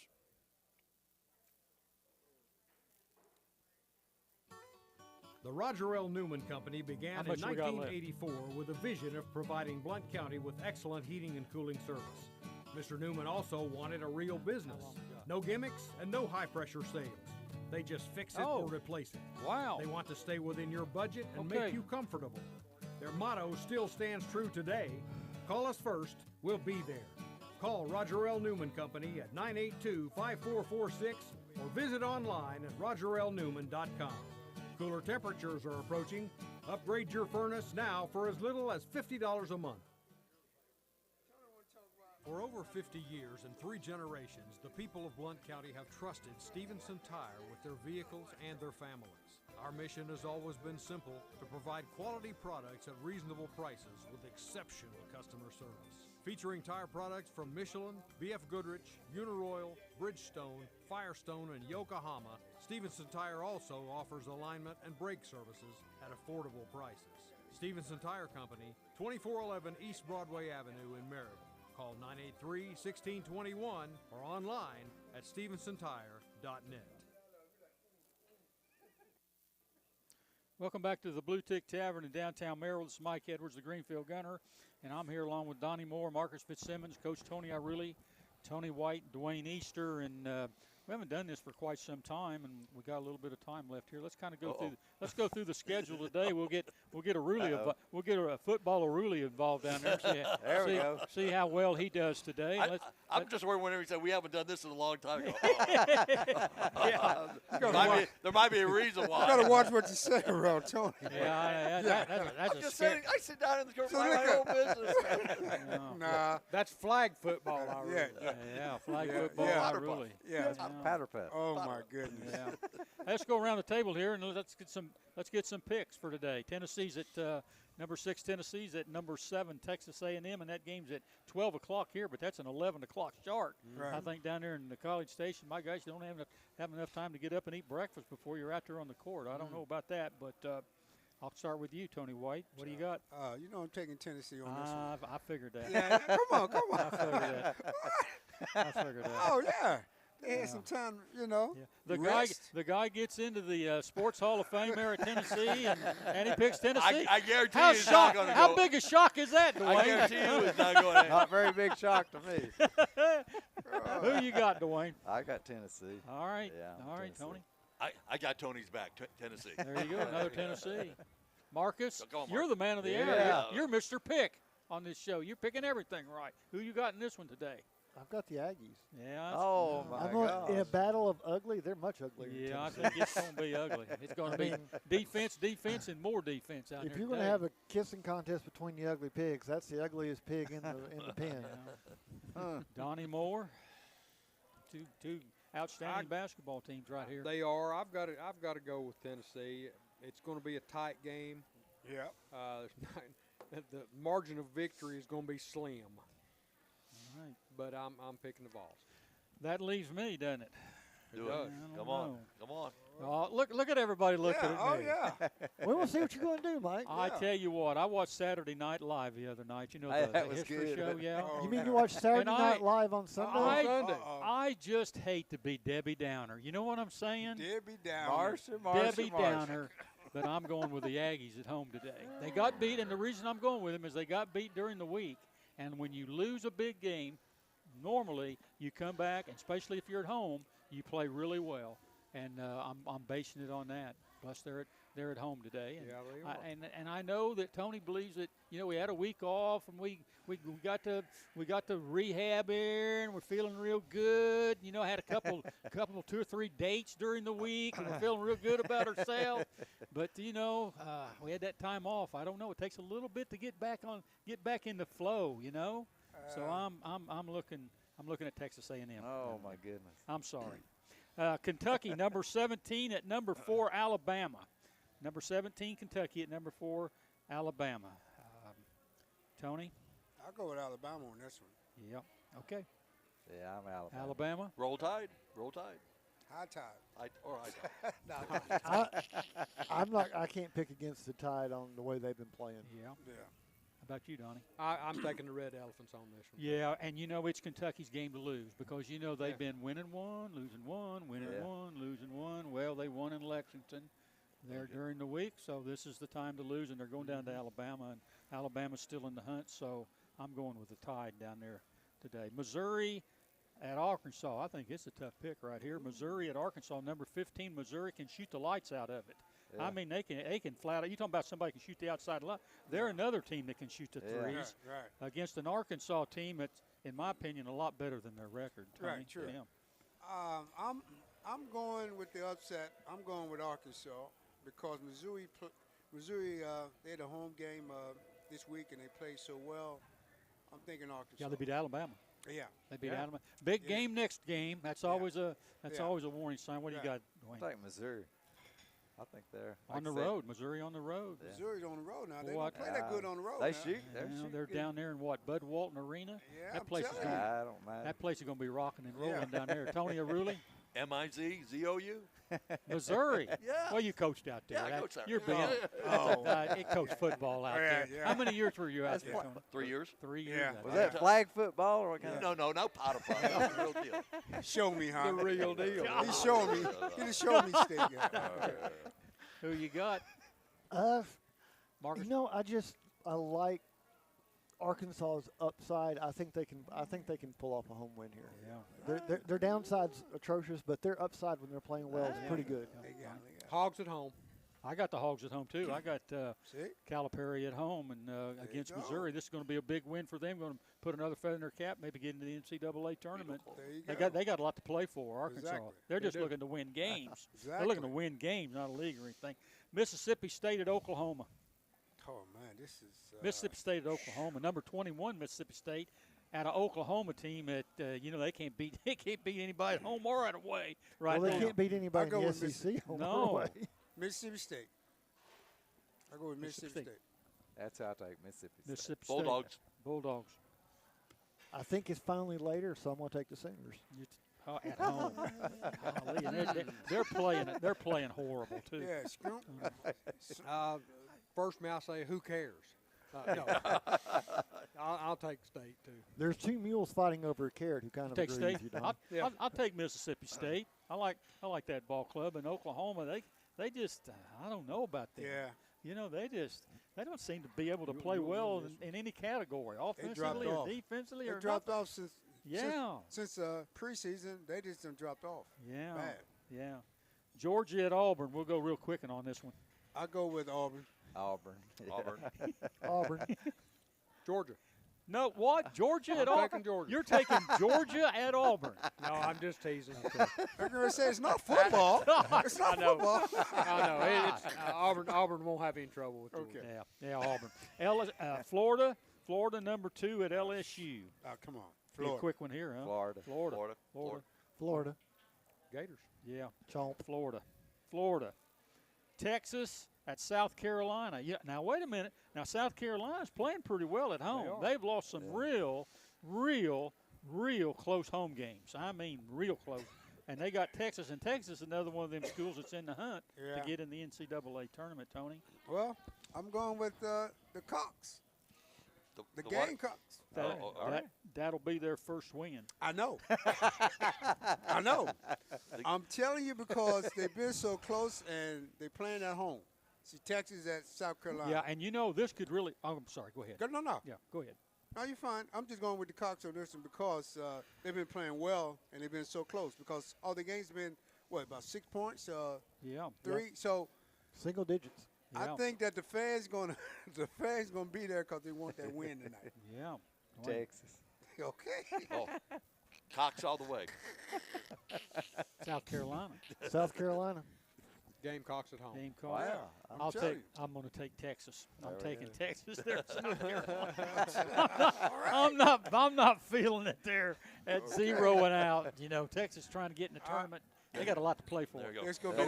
It's gonna be their first win. Yeah. Hey, Tony and Dwayne and Tony Ierulli, good to see you guys this morning. All right. Great to be Thanks here. for Yeah, being it's back. fun. And Donnie's All got right. the whistle over here about ready to swallow it, so we're going to have to get out of here. They didn't take us off the air at all. No, I don't think All right, so. good, You know, They took us we off can- here 15 minutes ago, Coach. Oh. we can go for another week, okay? you go. And hopefully we'll have some good Tennessee news in spite of me and my pick for next Saturday. Huh? Yeah. There you go. All right. Hey, that'll do it for today's edition of the GoTeez Sports Page. Thanks to Aaron Ishmael back at Loud Media, our host, the Bluetick Tavern, and all our sponsors. For Donnie Moore and Marcus Fitzsimmons, along with Tony Ierulli, Tony White, and Dwayne Easter, until next Saturday, this is Mike Edwards, the Greenfield Gunner, wishing everyone good sports. And that's the final whistle. Join us again next Saturday for the GoTeez Sports Page. The best in local sports.